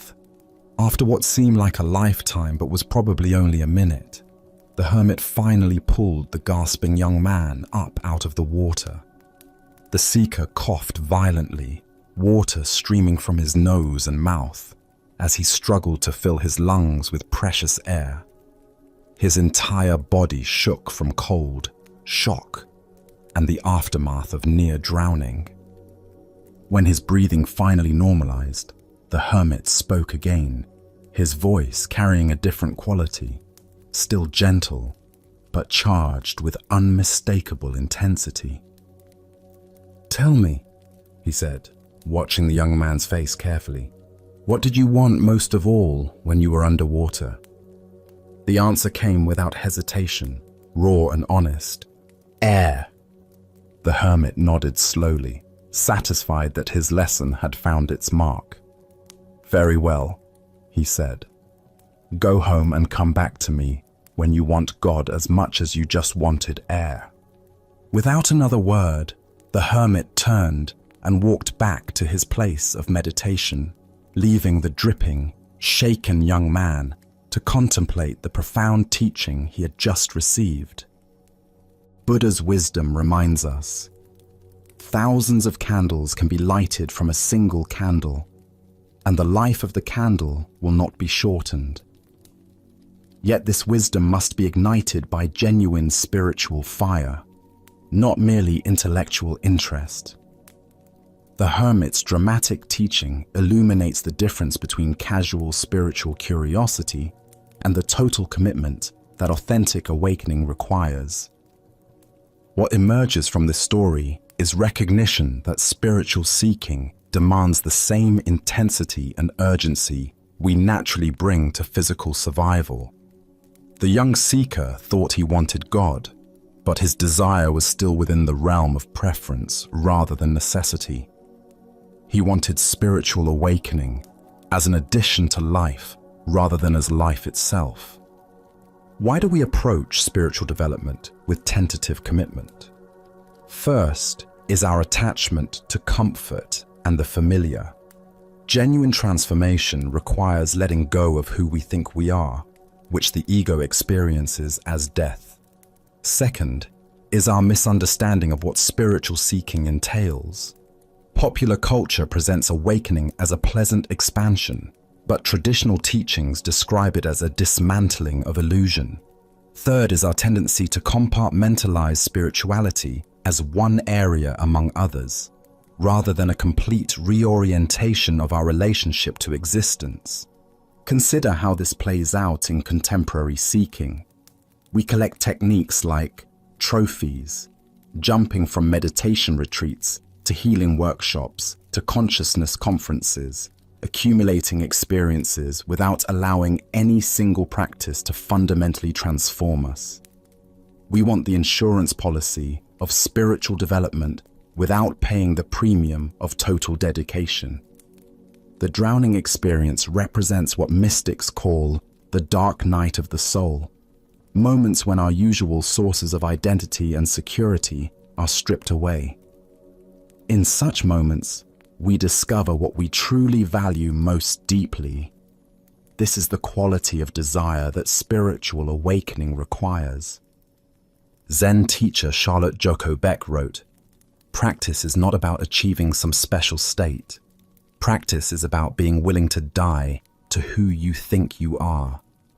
The hermit's lesson brought the young seeker face to face with this death-like quality of authentic spiritual work. This intensity doesn't mean spiritual practice should be grim. Rather, it means bringing the same passionate engagement to inner development that we naturally bring to whatever we value most deeply. A musician practicing for Carnegie Hall, a scientist pursuing a breakthrough, all demonstrate the focused dedication that spiritual awakening requires. The river represents the flow of ordinary consciousness, where we spend most of our time skimming along the surface. Being pushed underwater symbolizes the necessity of going deeper into the unconscious patterns that actually govern our lives. This depth work requires the same survival level intensity the seeker experienced when deprived of air. Tonight, as you consider your own spiritual aspirations, can you honestly assess the quality of your desire? Is your seeking driven by curiosity and preference, or by necessity? What would it mean to want truth as much as you want your next breath? As the Buddha taught, the way is not in the sky, the way is in the heart. The path to awakening lies not in accumulating more spiritual experiences, but in bringing the totality of our being to whatever practice we choose. Let us now turn to a tale of a young monk who believed he had failed in his spiritual journey. This is the story of the Golden Wake. At a peaceful monastery overlooking a serene mountain lake, a young student sat dejected on the temple steps as the sun began its descent toward the water. His shoulders sagged with the weight of disappointment, and his eyes reflected the heaviness in his heart. For months, he had struggled with his studies, unable to grasp the profound teachings that seemed to come so naturally to his fellow monks. "The boat is coming to take me home because I have failed in my studies here at the monastery," he said to his teacher, who had quietly approached and sat beside him. "What can I say to my family? They sent me here with such hope, believing I would return as a learned monk who could guide others on the path." The old teacher gazed out at the lake, where a small wooden boat was making its way slowly across the still water.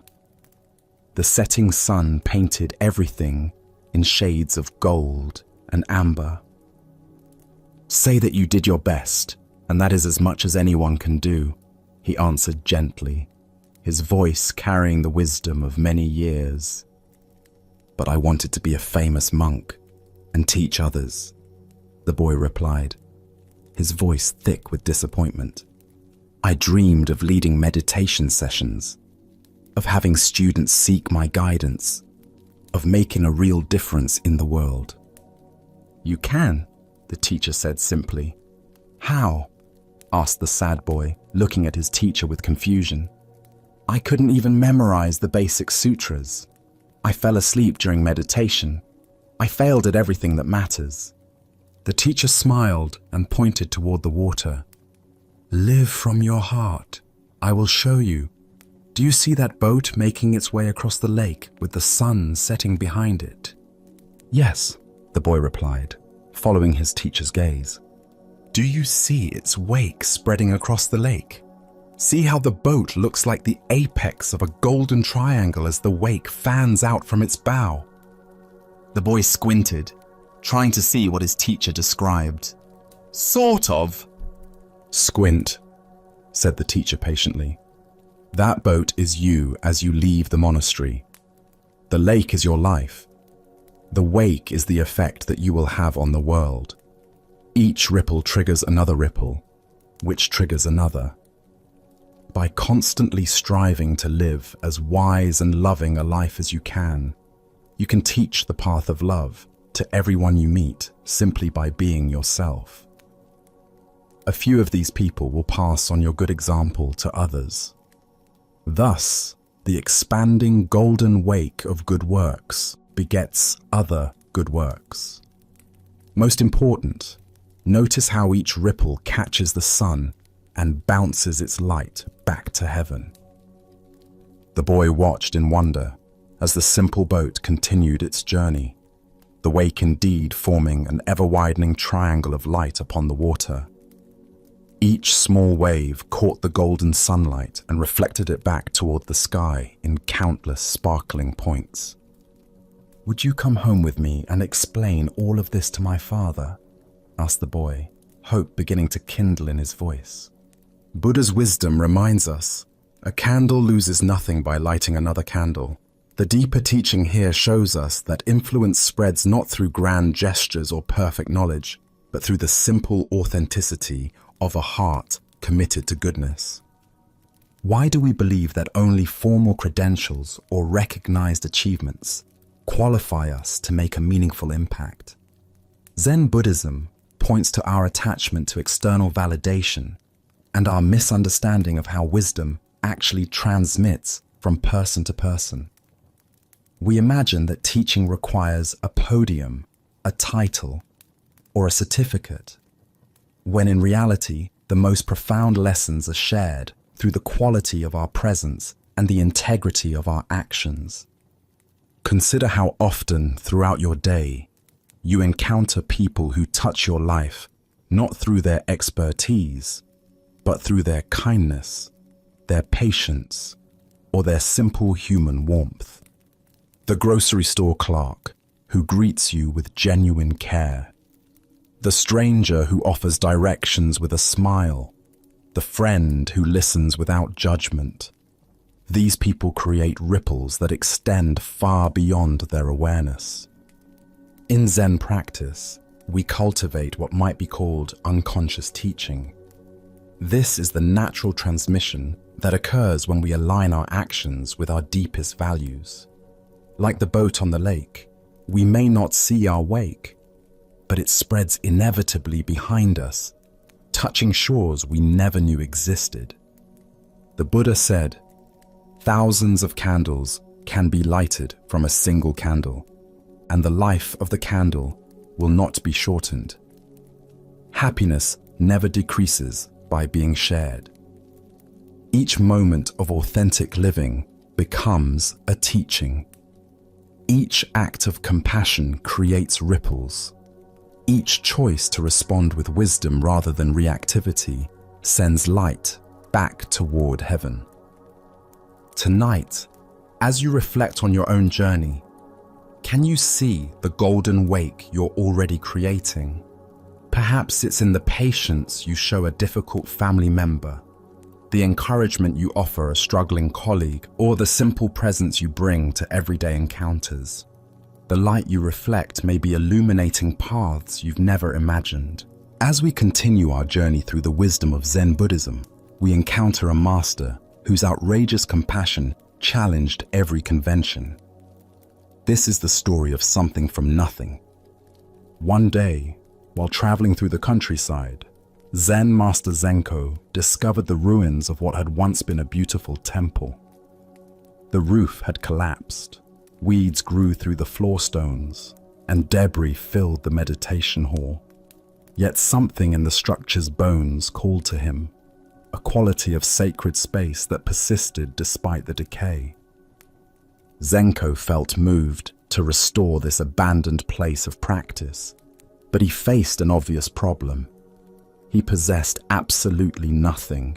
No money, no materials, no wealthy patrons, no organizational support. What he did have was an understanding of human nature and a willingness to risk everything for his vision. After contemplating his situation, Zenko wrote a large sign announcing, "This month, on the 15th day, the pilgrim Zen Master Zenko will perform a ritual self-cremation. Those who wish to donate money for firewood are invited to witness this sacred ceremony." He posted these signs throughout the region, and soon word spread like wildfire. A monk planning to burn himself alive was unprecedented, shocking, fascinating. Some were horrified, others curious, many skeptical. But the announcements had their intended effect. Donations began pouring in from people who wanted to witness this extraordinary event, whether out of reverence, morbid curiosity, or the desire to support what they saw as an act of ultimate spiritual commitment. On the appointed day, crowds gathered at the ruined temple. They brought not only money for firewood, but also food, banners, and various offerings. The atmosphere was electric with anticipation and solemnity. A great pile of wood had been assembled in the temple courtyard, and Zenko sat calmly in its center, dressed in white robes, his eyes closed in deep meditation. The crowd waited in hushed silence as the sun moved across the sky. Hours passed. Zenko remained motionless, seemingly preparing his spirit for its final journey. The tension was almost unbearable as people watched this man they believed was about to die for his spiritual convictions. Suddenly, Zenko looked up at the sky and nodded as if receiving a message invisible to others. He addressed the crowd with a voice full of wonder and authority. "Listen carefully, everyone. I hear voices speaking from the clouds. Just as I was prepared to enter into final extinction, all the enlightened beings have spoken to me saying, 'It is too early for you to leave this defiled world. Remain here a while longer and dedicate yourself to saving all living beings. Therefore, I cannot proceed with the cremation today.'" The crowd stood in stunned silence, unsure whether to feel relieved, disappointed, or deceived. But Zenko's presence carried such conviction that most accepted his explanation. With the substantial donations that had been gathered for firewood, he was able to completely restore the abandoned temple, creating a beautiful sanctuary where monks and lay people could practice for generations to come. As the Buddha observed, thousands of candles can be lighted from a single candle, and the life of the candle will not be shortened. Happiness never decreases by being shared. This ancient wisdom illuminates the profound truth that sometimes our greatest service emerges through methods that conventional thinking cannot understand or approve. Why do we struggle with unconventional approaches to compassionate action? Zen Buddhism reveals how our attachment to proper procedures and social approval can actually limit our ability to respond creatively to genuine need. We become so concerned with doing things the right way that we lose sight of what the situation actually requires. Zenko's outrageous strategy challenges our assumptions about spiritual behavior. Was he lying? Was he manipulating people? Or was he demonstrating a deeper understanding of how compassion sometimes works? From one perspective, his actions seem deceptive. From another, he found the only way to inspire people to support something they secretly wanted to support, but needed a compelling reason to justify. This story points us toward understanding what Zen calls skillful means, the willingness to use whatever methods serve the greater good, even when those methods challenge conventional morality. Zenko's threat of self-immolation was never really about destroying himself. It was about creating something beautiful from nothing through understanding human psychology and spiritual motivation. Consider how often we limit our capacity to help others because we're attached to being seen as proper, honest, or conventional. How many opportunities to serve do we miss because the most effective approach might require us to stretch beyond our comfort zones or challenge others' expectations? Zenko's willingness to risk his reputation and potentially his life if the plan had failed demonstrates the fierce commitment that authentic compassion sometimes requires. The voices from the clouds represent the wisdom that emerges when we're truly committed to serving something larger than our personal concerns.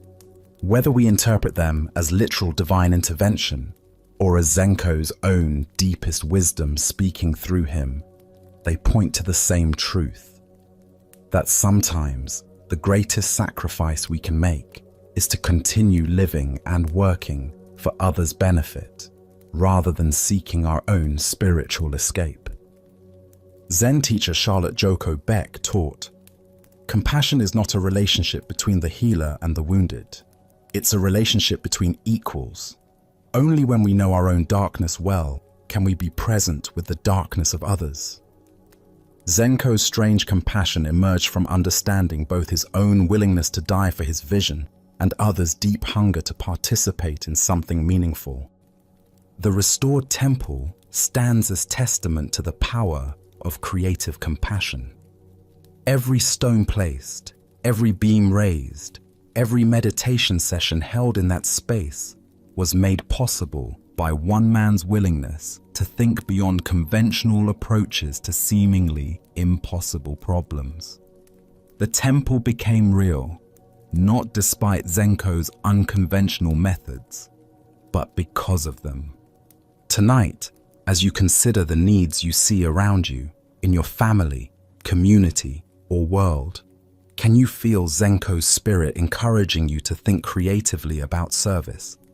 What assumptions about proper helping might you need to question? What seemingly impossible good works might become possible if you were willing to risk conventional approval in service of genuine benefit?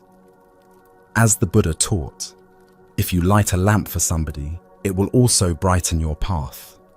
Sometimes the most profound service requires us to illuminate possibilities that others cannot yet see, trusting that our commitment to the greater good will reveal the means to accomplish what seems impossible. As we continue our journey through the wisdom of Zen Buddhism, we encounter a teaching about the immediate nature of spiritual states and how they manifest through our present moment awareness. This is heaven and hell. A monk had traveled from the distant province of Busan, journeying many days through mountain paths and across rivers to reach Master Sengai's temple. He carried with him questions that had been troubling his mind for months, metaphysical concerns about the nature of existence and the ultimate destinations of human souls. These were not casual inquiries, but deep spiritual problems that had disturbed his meditation and left him unable to find peace in his practice. Upon arriving at the temple, the monk requested a formal audience with the master to discuss matters of the highest spiritual importance. When he was granted this meeting, he approached with the serious demeanor of one who believed he was about to engage in profound theological discourse. "Master," he began with ceremonial gravity, "I have come seeking wisdom about the ultimate realities. What can you tell me about heaven? What is the nature of this blessed realm that awaits the righteous? How should we understand the rewards that come to those who live virtuously?" Without any verbal response, Master Sengai simply lay down on the floor as if preparing for sleep. He closed his eyes peacefully and settled into a position of complete relaxation, embodying a state of perfect contentment and ease. The monk waited respectfully for some time, expecting that this demonstration was perhaps a prelude to verbal teaching, or that the master was gathering his thoughts for a comprehensive explanation. When no words came, he decided to continue with his questioning, hoping to prompt a more conventional response.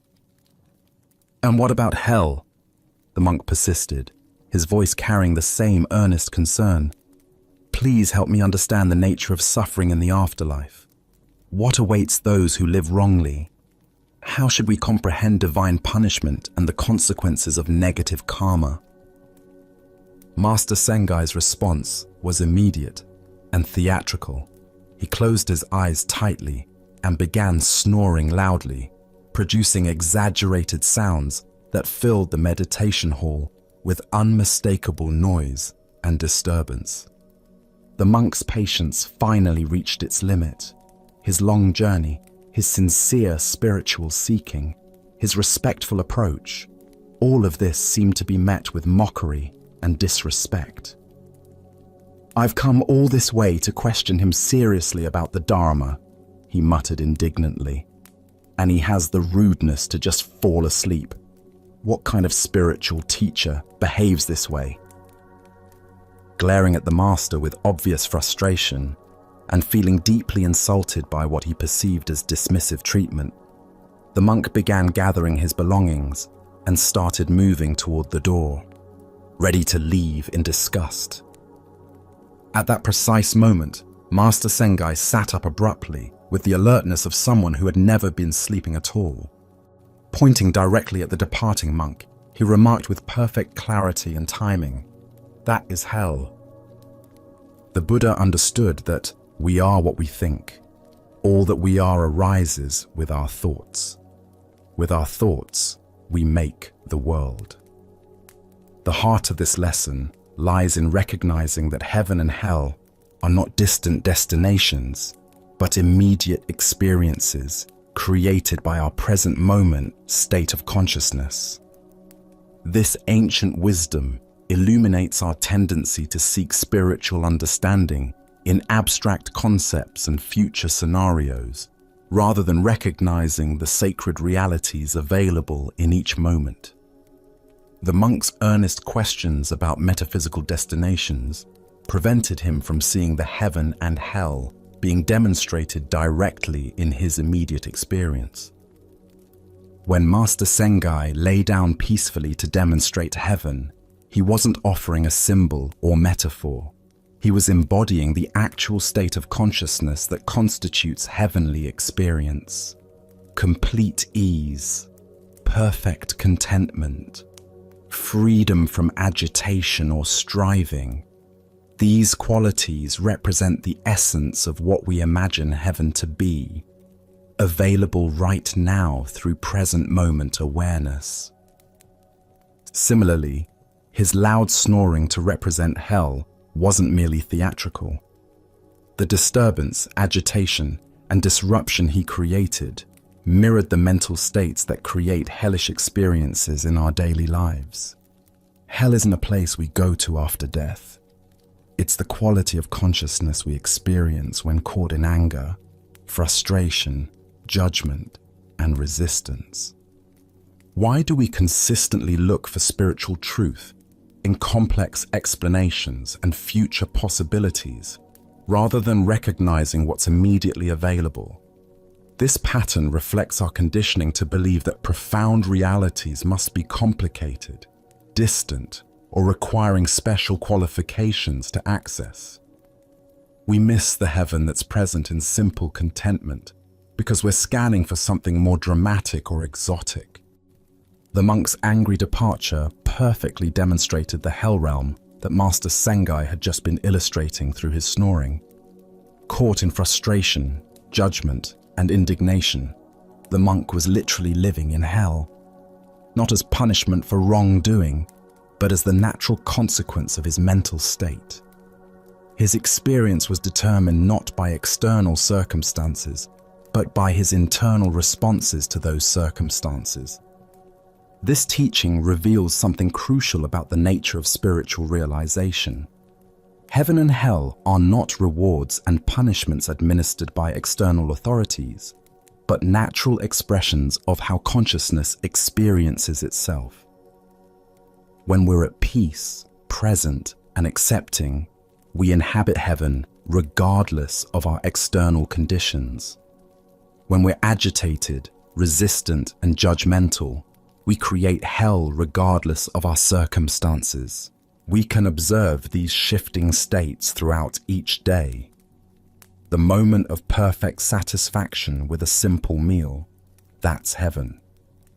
The spiral of anger when someone cuts us off in traffic, that's hell. The contentment of watching sunset colors change across the sky, heaven again. The mental torture of replaying an embarrassing moment, back to hell. Zen practice cultivates the ability to recognize these states as they arise and to understand our role in creating them.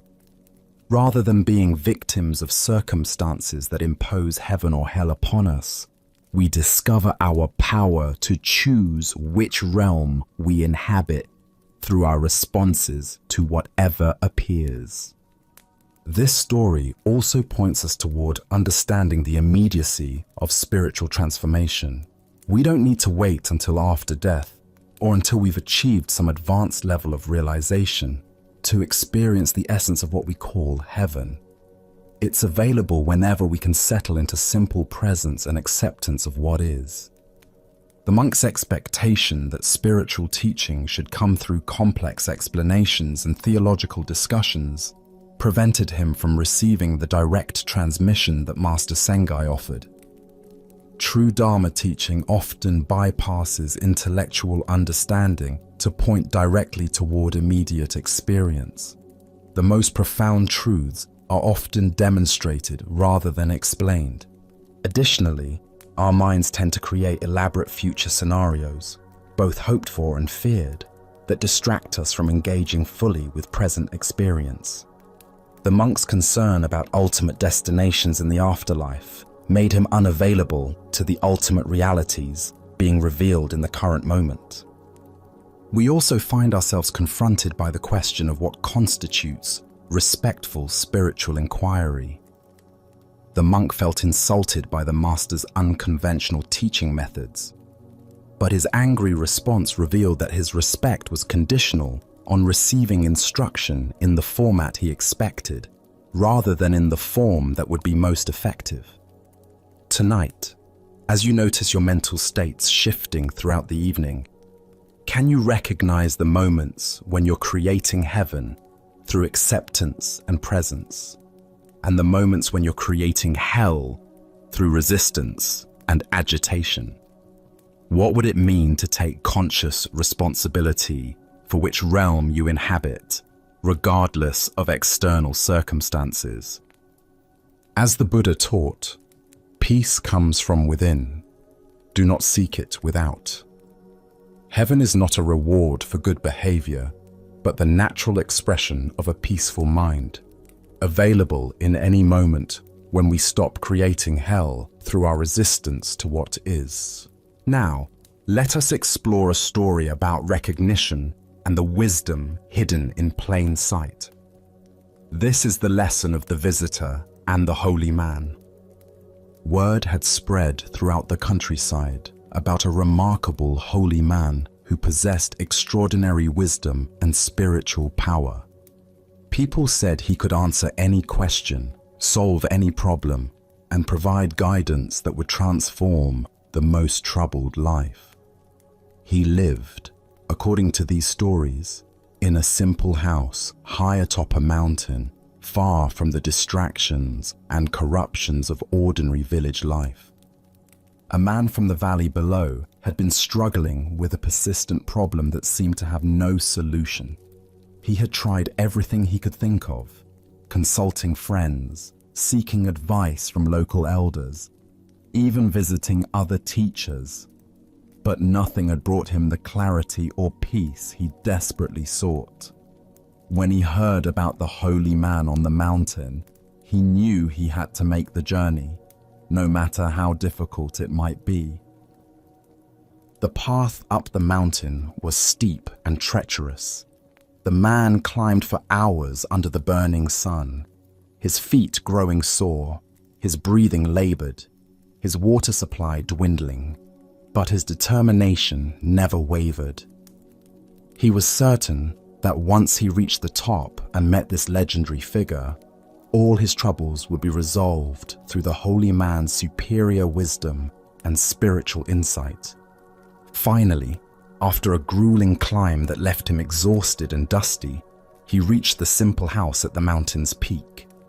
The structure was modest and weathered, exactly what he had expected for someone who had transcended worldly concerns. He approached the door with a mixture of anticipation and reverence, preparing himself to meet someone who possessed wisdom far beyond that of ordinary people. When he knocked, an elderly servant answered. The man was plain and unremarkable, his clothes simple, his manner humble, his appearance entirely ordinary. He looked like any of a dozen servants the visitor might encounter in his own village. "I would like to see the wise holy man," the visitor said, barely glancing at the servant as he spoke. His eyes were already searching past the old man into the house, eager to catch a glimpse of the extraordinary being he had climbed so far to meet. The servant smiled warmly and gestured for him to enter. "Please, come inside," he said gently, leading the way through the modest dwelling.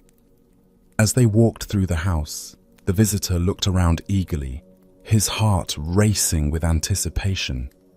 He examined every room they passed, searching for signs of the holy man's presence, perhaps special robes, sacred objects, or an aura of otherworldly peace. The servant continued to guide him quietly through the simple rooms, past basic furnishings and ordinary household items. Before the visitor quite realized what was happening, they had walked through the entire house and arrived at the back door. The servant opened it and gestured toward the path that led back down the mountain. The visitor stopped abruptly, confusion and disappointment washing over him. "Wait," he said, turning to face the servant with growing frustration. "I didn't come all this way to be escorted through an empty house. I want to see the holy man. Where is he?" The old servant's smile deepened, and his eyes twinkled with gentle amusement. "You already have seen him," he said quietly. "But, more importantly, I have a teaching for you that will solve whatever problem brought you here today." The visitor stared at him, not understanding. This ordinary old man couldn't possibly be the legendary holy figure he had heard about. Where was the radiant presence, the obvious signs of spiritual attainment, the dramatic wisdom that everyone talked about? "Here is the teaching," the servant continued, his voice soft but carrying absolute conviction. "Everyone you meet in life, even if they appear plain and insignificant to you, see each of them as a wise, holy man or woman. If you can do this, if you can truly see the sacred in every person you encounter, then whatever problem you brought here today will be solved." Buddha's wisdom tells us, if you want to know your past, look at your present condition. If you want to know your future, look at your present actions. This tale unveils the profound truth that we find what we're prepared to see, and our capacity for recognition determines what wisdom becomes available to us. Why do we search for the sacred in special places and extraordinary people while overlooking the wisdom that surrounds us every day? Zen Buddhism points to our conditioning that associates spiritual truth with dramatic appearances, exotic circumstances, and obviously impressive figures. But the deepest teachings often come disguised as the most ordinary encounters. The visitor's problem wasn't really the external difficulty that brought him to the mountain. His deeper problem was his inability to recognize wisdom when it didn't match his preconceptions. He was so focused on finding someone who looked like his idea of a holy man that he almost missed the actual holy man standing right in front of him. Consider your own daily interactions. How often do you dismiss people because they don't seem impressive, educated, or obviously wise? The checkout clerk who greets you with genuine warmth, the janitor who works with quiet dignity, the child who asks innocent but profound questions. Any of these encounters might offer exactly the insight you need if you're prepared to receive it. This teaching transforms how we move through the world. Instead of searching for wisdom in special places or waiting for obviously enlightened teachers to appear, we begin to approach every person as a potential source of insight. The homeless person on the street, the difficult co-worker, even the family member who annoys us. Each becomes a teacher when we're ready to learn. Zen Master Dogen taught, to study the Buddha way is to study the self.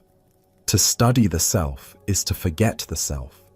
When we truly see others as sacred, we naturally forget our own ego's need to feel superior or special. The visitor's disappointment came from his attachment to being someone who had access to exclusive wisdom rather than someone who could recognize wisdom everywhere. The Buddha said, "Thousands of candles can be lighted from a single candle, and the life of the candle will not be shortened. Happiness never decreases by being shared." Every person carries this same capacity to kindle understanding in others, but only when we approach them with the recognition that they might have something valuable to offer. Look deeply at your current relationships and daily encounters. Where might you be overlooking wisdom because it comes in an ordinary package? What would change in your interactions if you truly treated every person as someone who might be a disguised holy man or woman? Tonight, as you consider the various people in your life, family members, colleagues, strangers you encounter, can you practice the holy man's teaching? Can you look past surface appearances and social roles to see the deeper wisdom that every conscious being carries? Can you approach tomorrow's interactions with the recognition that your next teacher might be standing right in front of you, waiting to be seen? As the Buddha observed, in the sky, there is no distinction of east and west. People create distinctions out of their own minds and then believe them to be true. The distinction between holy and ordinary, wise and simple, teacher and student exists primarily in our own minds. When we learn to see past these artificial categories, we discover that wisdom is everywhere, waiting patiently for our recognition. As we continue our journey through the wisdom of Zen Buddhism, let us turn to a teaching about the temporary nature of all our possessions and positions. This is the story of the inn that calls itself a palace. In ancient India, a renowned spiritual teacher had spent many years wandering from village to village, sharing the Buddha's teachings with anyone who would listen. His reputation for wisdom and compassion had spread throughout the land, reaching even the ears of kings and nobles. One day, during his travels, he arrived at the capital city of a great kingdom, where a magnificent palace rose above the bustling streets, like a jeweled crown. The palace was truly a wonder to behold.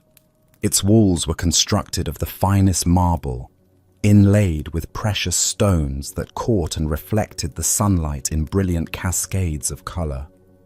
Gardens filled with exotic flowers and flowing fountains surrounded the structure, and guards in gleaming armor stood at attention throughout the grounds. It was clearly the dwelling of someone who commanded immense wealth and power. The spiritual teacher approached the main entrance with the same calm dignity he brought to every encounter, whether with kings or beggars. The guards, recognizing him by his simple robes and serene presence, made no move to stop him. Word of his arrival had preceded him, and they had been instructed to allow him passage.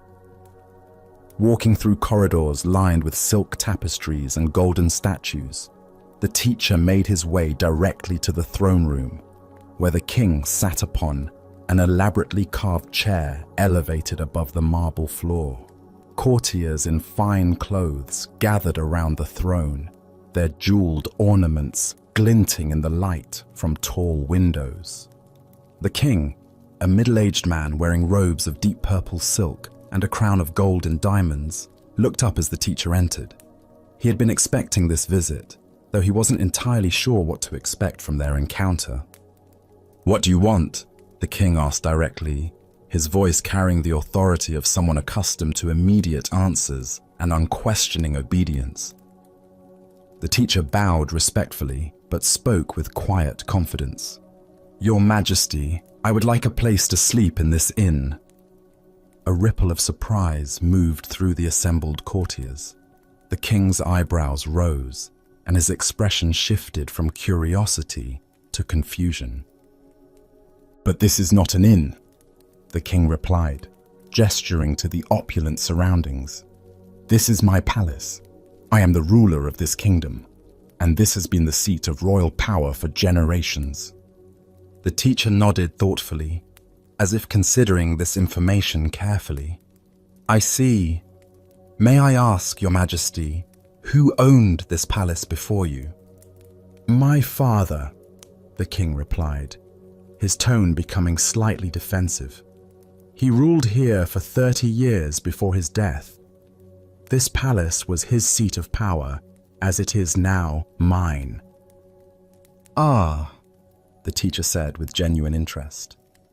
"And who owned it before him?" "My grandfather," the king answered, beginning to sense where these questions might lead. "He too ruled from this throne. He also is dead."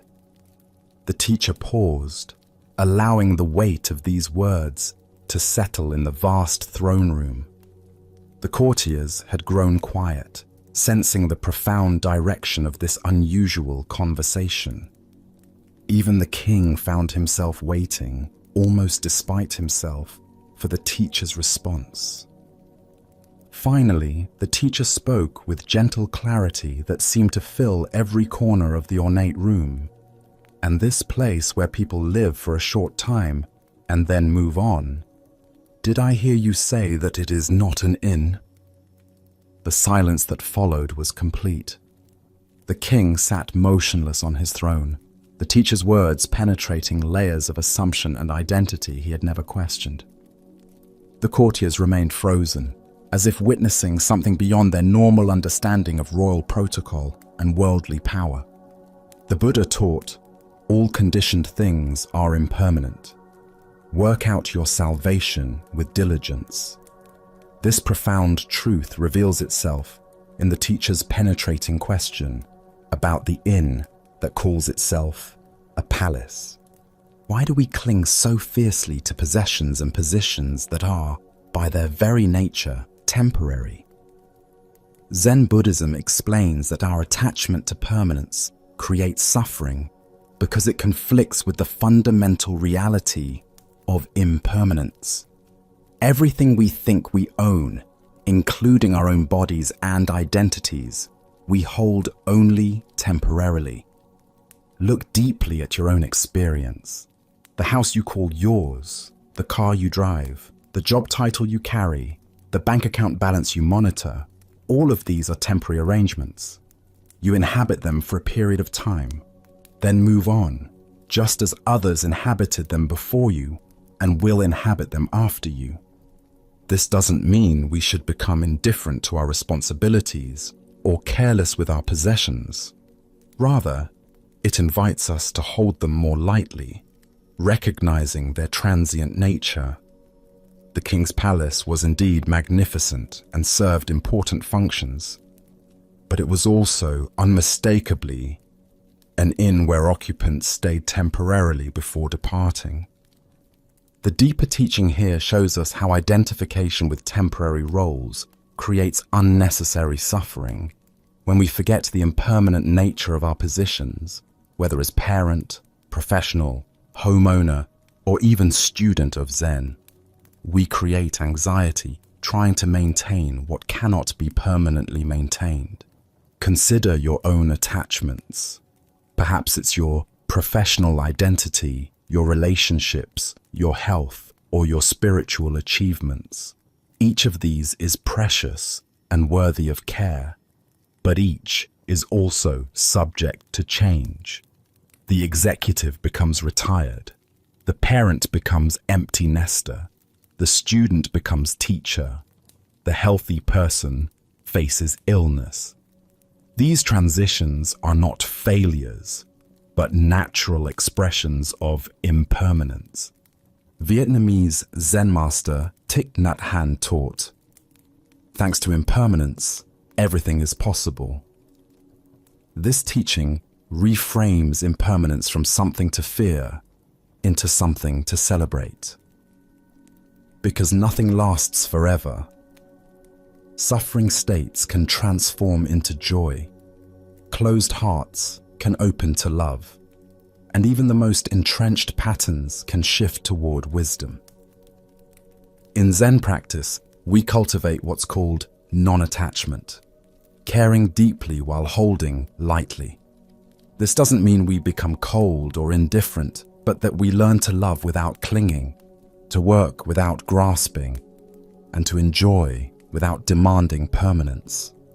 The spiritual teacher's insight pierces through the illusion that any of us are permanent owners of anything. We are all temporary guests in the inn of existence, borrowing our roles and possessions for the brief time we inhabit them. This recognition can bring either despair or profound liberation, depending on how we receive it. Buddha spoke of this when he said, "Everything is impermanent. Try to accomplish as much virtue as possible." This teaching encourages us not to waste our temporary time in the inn, but to use it wisely, cultivating love, wisdom, and compassion while we have the opportunity. Tonight, as you rest in your own temporary dwelling, surrounded by your own temporary possessions, can you feel the profound freedom that comes with recognizing their transient nature?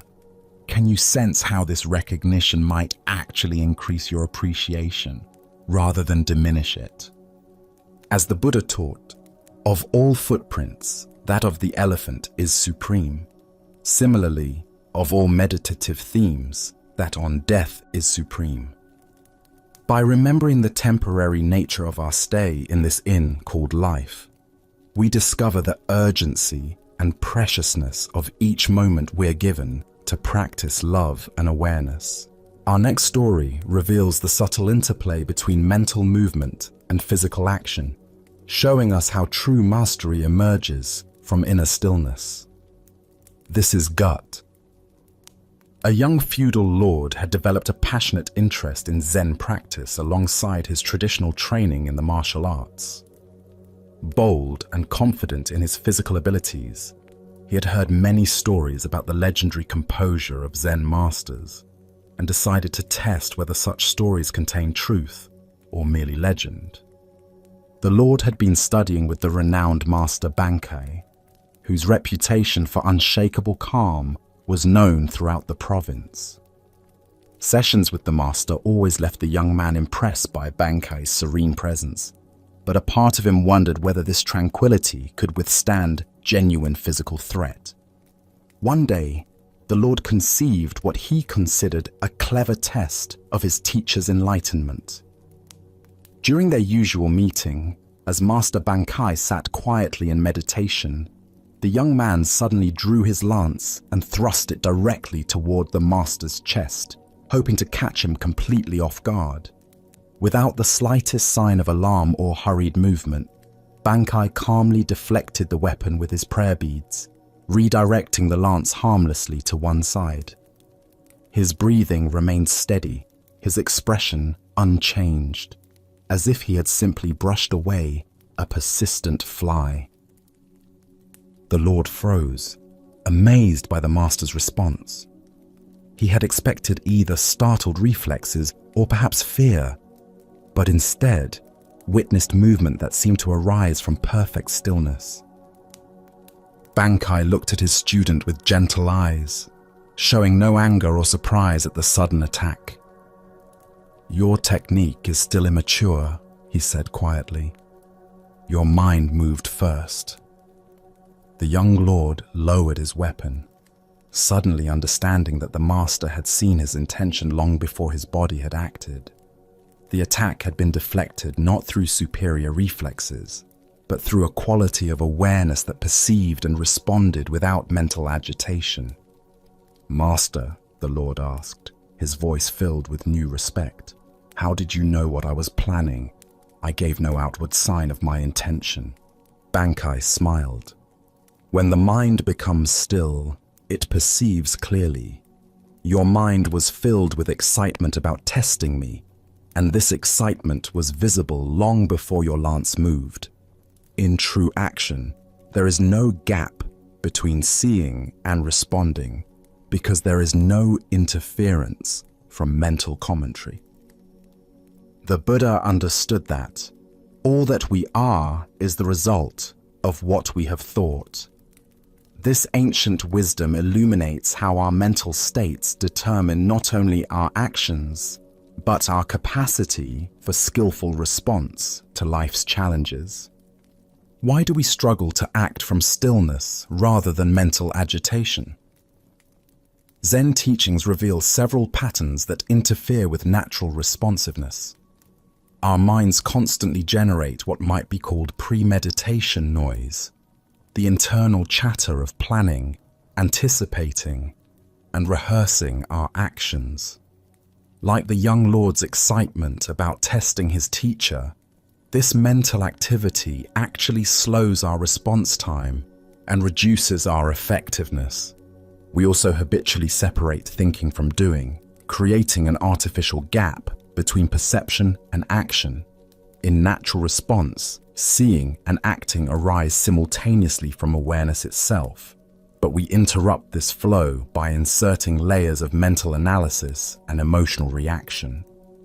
This creates the delay that Bankai recognized in his student's attack. Additionally, we often confuse mental movement with preparation when, in fact, excessive thinking usually makes us less prepared rather than more. Like an athlete who overthinks their technique during competition, mental agitation interferes with the body's natural intelligence and creates tension that blocks skillful action. Consider how this pattern appears in daily life. During a difficult conversation, we might plan our responses while the other person speaks, missing important nuances and responding to what we expected them to say rather than what they actually said. While driving, we might become so caught up in thinking about our destination that we react slowly to immediate traffic conditions. In emergency situations, people who respond most effectively often report that they acted without thinking, not from unconsciousness, but from a clarity that transcended mental hesitation. This is the quality Bankai demonstrated, action arising directly from awareness without the interference of self-conscious deliberation. Zen Master Dogen taught, thinking and not thinking are not two different things. True stillness doesn't mean the absence of thought, but rather thoughts arising and passing without creating mental fixation or emotional turbulence. From this stillness, response becomes spontaneous and precisely appropriate to each situation. This principle applies equally to physical actions and mental responses. When someone criticizes us, do we react from the stillness of clear seeing or from the agitation of wounded pride? When opportunities arise, do we respond from inner clarity or from the excitement of anticipated gain? When challenges appear, do we act from calm assessment or from anxious projection? The young lord's immature technique wasn't about his martial arts training, but about his relationship to his own mind. As long as mental excitement preceded his actions, those actions would be telegraphed and predictable. Only when action arises from stillness does it become truly effective and appropriate. The Buddha said, "Peace comes from within. Do not seek it without." This inner peace isn't passive, but dynamically responsive, like a still lake that perfectly reflects everything while remaining undisturbed by what it shows. Practicing this quality of responsive stillness doesn't require years of meditation or martial arts training. It begins with noticing when mental agitation precedes our actions and learning to pause long enough for that agitation to settle. In that pause, natural intelligence can emerge and respond appropriately to whatever situation we face. Tonight, as you prepare for tomorrow's activities, can you sense the difference between planning that arises from clarity and mental movement that stems from anxiety or excitement? Can you imagine responding to life's challenges from the stillness that Bankai demonstrated, rather than the mental agitation that betrayed the young lord's intentions? As the Buddha taught, meditate, do not delay, lest you later regret it. The cultivation of inner stillness serves not only peace, but skillful action in every moment. Now, let us explore a Zen story about the fluid nature of circumstances and the wisdom of withholding judgment. This is the tale of an old farmer and the art of living with uncertainty. In a remote valley surrounded by rolling mountains, an elderly farmer lives with his adult son in a simple farmhouse that has sheltered their family for generations. Their life is modest but sufficient, sustained by a small plot of vegetables and their most valuable possession, a strong, reliable horse that helps with all the heavy work of farming and transportation. One morning, the farmer awakens to discover that the horse has disappeared during the night. The gate stands open, and there are no tracks indicating theft. The animal has simply wandered off into the vast wilderness beyond their valley. For a farming family, losing their only horse represents a catastrophic setback that threatens their livelihood and survival. Word of this misfortune spreads quickly through their small community. By afternoon, neighbors begin arriving to express their sympathy and support. "Oh, how terrible this is for you," they exclaim with genuine concern. "What dreadful luck! How will you manage the farm without your horse? This is truly a disaster." The old farmer listens to their well-meaning condolences with calm attention, then responds simply, "How do you know this is bad luck?" His neighbors exchange puzzled glances. Surely the loss of such an essential animal is obviously unfortunate. But the old man's serene expression reveals no trace of the distress they expect to see. He continues with his daily activities as if nothing particularly significant has occurred. The next morning brings an extraordinary development. The missing horse returns, not alone, but followed by a small herd of wild horses, magnificent, powerful animals that have chosen to follow the domestic horse back to the farm. The farmer and his son quickly construct temporary fencing to contain this unexpected windfall. The same neighbors who had offered sympathy now rush over to share in the celebration. "What incredible good fortune," they declare with excitement. "You've gone from having one horse to owning an entire herd. This is the best luck anyone could imagine. You must be overjoyed by this blessing." Again, the old farmer listens thoughtfully to their enthusiastic congratulations before responding with the same calm curiosity. "How do you know this is good luck?" The following day, the farmer's son attempts to break one of the wild horses for riding. These animals, though beautiful, have never known human handling and resist fiercely. During the training session, the young man is thrown violently from the horse's back and suffers a severe break in his leg that leaves him unable to walk without assistance. Once more, the neighbors gather to offer their support in what appears to be another turn toward misfortune. "How dreadful," they lament, shaking their heads at this latest setback. "Just when things were looking so positive, this terrible accident happens. Your poor son. What bad luck has befallen your family again?" The old farmer tends to his son's injury with gentle care while responding to their expressions of sympathy with familiar words. "How do you know this is bad luck?" Within days, their question finds an unexpected answer. Military officers arrive in the valley with orders to conscript all able-bodied young men for a dangerous war against northern invaders.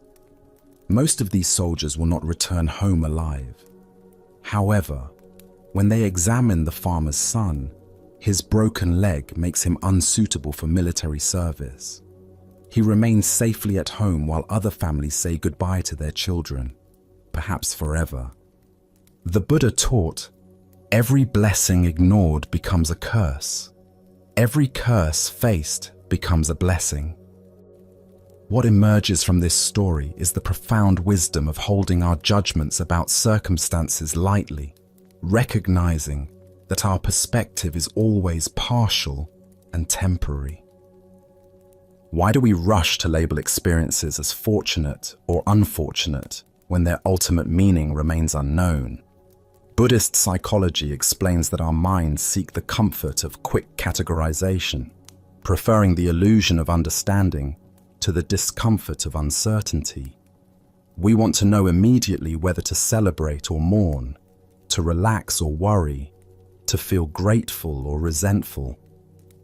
This mental habit of instant evaluation reflects a deeper pattern of trying to control our emotional responses by controlling our interpretations of events.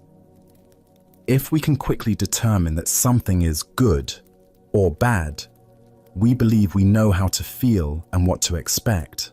This provides temporary psychological relief, but often proves premature and misleading. The old farmer's repeated question, "How do you know?" points to what Buddhist philosophy calls "don't know mind." This isn't ignorance, but wisdom, the recognition that reality unfolds in ways too complex and interconnected for our limited perspective to fully comprehend. What appears devastating in the moment may prove beneficial over time, while apparent blessings may carry hidden difficulties. Consider how many experiences in your own life have changed meaning as their consequences became clear. Perhaps a job rejection led to a better opportunity. Maybe a relationship ending created space for personal growth. Possibly an illness brought unexpected insights about what truly matters. The disappointment you felt at the time now seems misplaced given what followed. This doesn't mean we should become emotionally numb or stop having natural responses to events.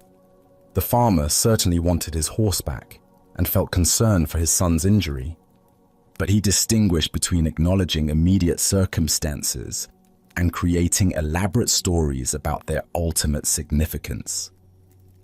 Zen master Suzuki Roshi taught about beginner's mind, approaching each situation with fresh openness rather than predetermined assumptions about its meaning.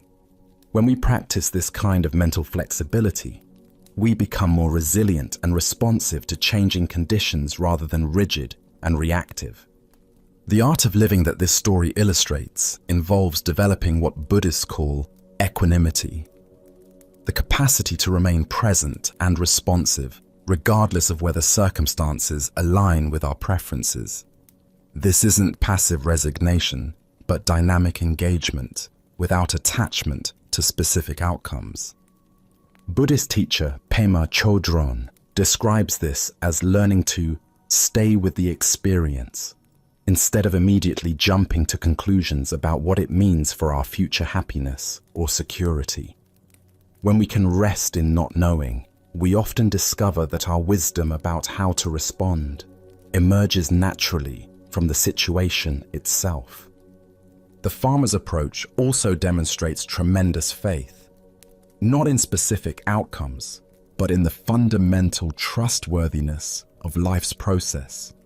He acts skillfully with whatever arises while remaining open to possibilities beyond his current understanding.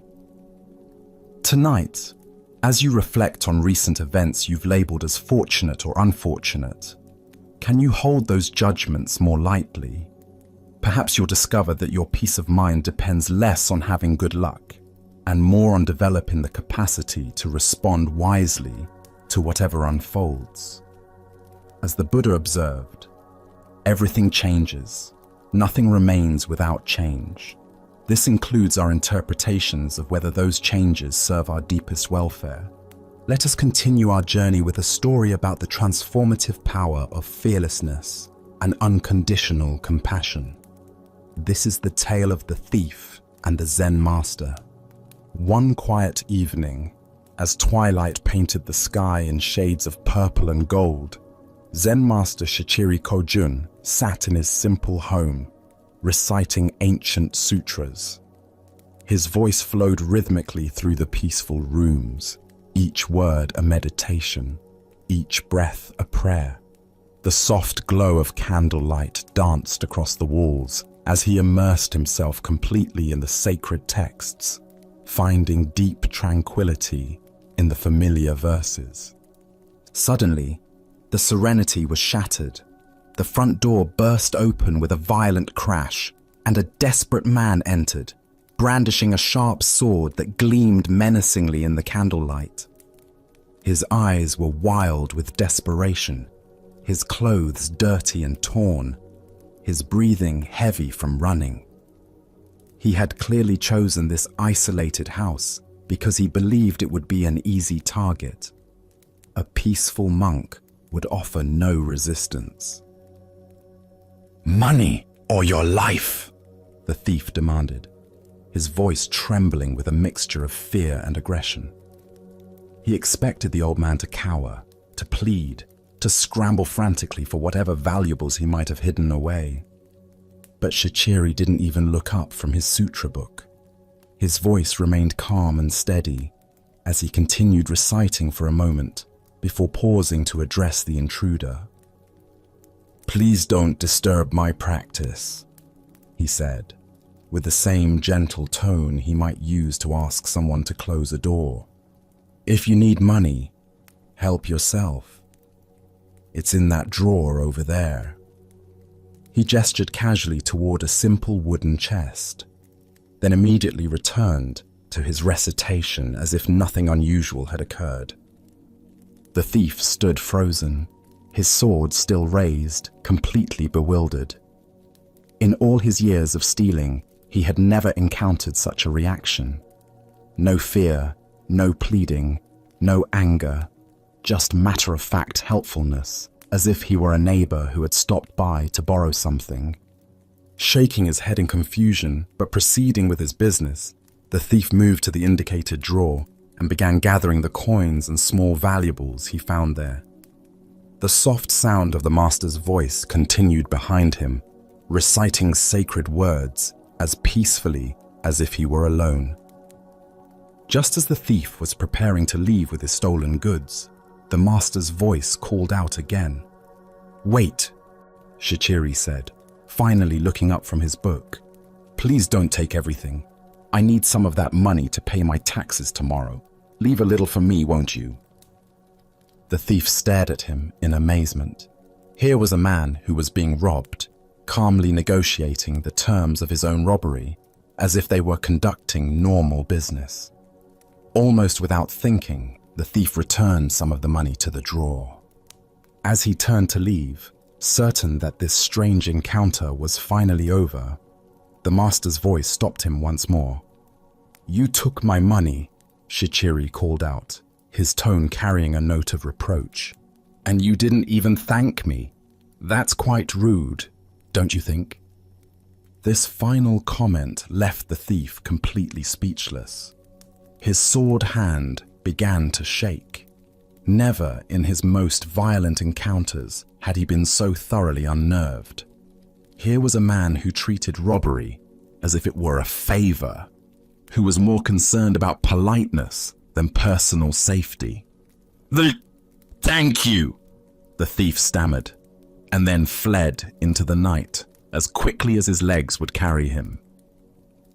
Later, when the thief was caught and confessed to numerous crimes, including the incident at Shichiri's house, the master was called as a witness.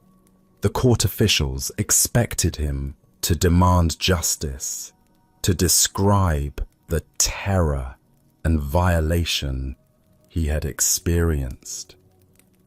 Instead, Shichiri spoke with the same calm clarity he had shown that evening. "This man did not steal anything from me," he testified. "I gave him the money freely. He even thanked me for it, though it took a little reminding." The thief, sitting in chains, felt something break open in his chest as he heard these words. This man had not only shown him extraordinary kindness in the moment of the crime, but was now protecting him from the consequences. For the first time in years, tears came to his eyes. Not tears of self-pity or anger, but tears of recognition. He had encountered something he had never experienced before: love without conditions. Upon his release from prison, the former thief sought out the master and begged to become his student. Under Shichiri's patient guidance, he learned to cultivate the same fearless compassion he had witnessed that night. Years later, through dedicated practice and the master's unwavering belief in his potential for transformation, he attained the deep peace and wisdom of enlightenment. As the Buddha observed, hatred does not cease by hatred, but only by love. This is the eternal rule. What emerges from this story is the revolutionary power of meeting violence with absolute peace, responding to taking with giving, and answering fear with love. Why do we instinctively believe that force must be met with force, that aggression requires defensive reaction? Zen Buddhism reveals that this pattern, while natural, often perpetuates the very conflicts it seeks to resolve. When we respond to hostility with hostility, we simply escalate the cycle of suffering. But when we respond with genuine compassion, not passive submission, but active love, we create space for transformation that wouldn't otherwise exist. Look deeply at your own experience. When someone approaches you with anger, criticism, or demand, what is your automatic response? Most of us immediately mobilize our defenses, preparing to protect ourselves through counterattack or withdrawal. But notice what happens in your body and mind during these defensive reactions. Does the tension decrease or increase? Does the conflict resolve or intensify? Shichiri's response demonstrates what Zen calls skillful means, acting from wisdom rather than reflex. His fearlessness didn't come from being unaware of danger, but from understanding something profound about the nature of reality. He recognized that the thief's aggression arose from desperation and suffering, not from inherent evil. By refusing to see him as an enemy, Shichiri created the possibility for the thief to see himself differently. In Zen practice, we cultivate what might be called the courage of defenselessness. This doesn't mean being naive about genuine danger or allowing ourselves to be harmed unnecessarily. Rather, it means developing the confidence to respond to difficult situations from our highest wisdom rather than our most primitive instincts. The Buddha taught, in the end, just three things matter: how well we have lived, how well we have loved, how well we have learned to let go. Shichiri embodied all three in his encounter with the thief. He lived from complete presence, loved without conditions, and let go of any attachment to his possessions or even his personal safety.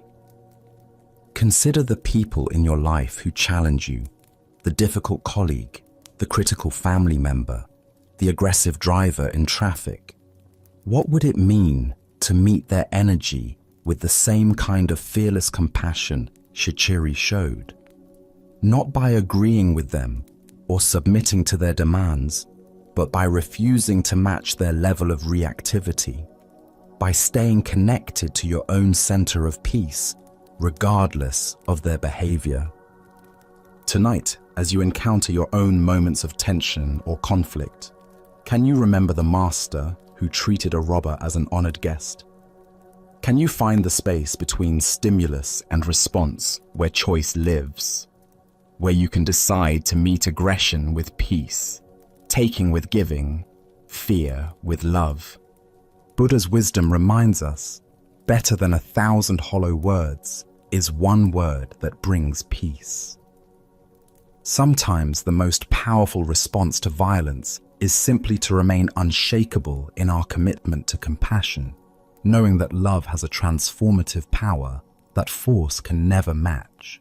As we bring our transformative journey to a gentle close tonight, can you feel how the freedom you've experienced isn't something you need to chase or achieve, but rather something that naturally emerges when you stop running from yourself?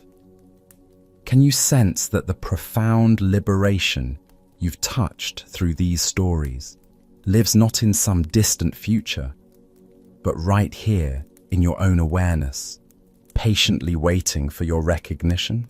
The Buddha understood this when he said, "You yourself, as much as anybody in the entire universe, deserve your love and affection." Reflecting on this wisdom, remember that the freedom you've been seeking doesn't require you to become someone different or fix everything that feels broken. It blossoms naturally from accepting yourself exactly as you are, with all your imperfections and struggles. Throughout tonight's journey, each story has revealed the same life-changing truth from different angles. That mental freedom comes not from controlling your thoughts, but from changing your relationship with them. That peace arises not from perfecting your circumstances, but from releasing your grip on how things should be. That true liberation happens not when you finally get everything right, but when you stop exhausting yourself, trying to be anything other than what you already are. Even when old patterns resurface tomorrow, even when familiar anxieties return, the wisdom you've absorbed tonight has taken root in the depths of your understanding. These teachings will continue working within you, gently loosening the mental knots that have kept you bound, quietly dissolving the fears that have held you back. These ancient teachings remind us that the freedom we long for isn't hidden in complex philosophies or distant mountain retreats. It's available right now in the simple act of accepting this moment, without needing it to be different. Tonight, you've tasted that freedom, and now it lives within you as a constant possibility. As you drift into restorative sleep, carry with you not just these stories, but the profound sense of liberation they've awakened. May this freedom guide you through each day ahead, reminding you that peace is always just one accepting breath away. Sleep well, and thank you for joining us on this journey at Sleepy Monk.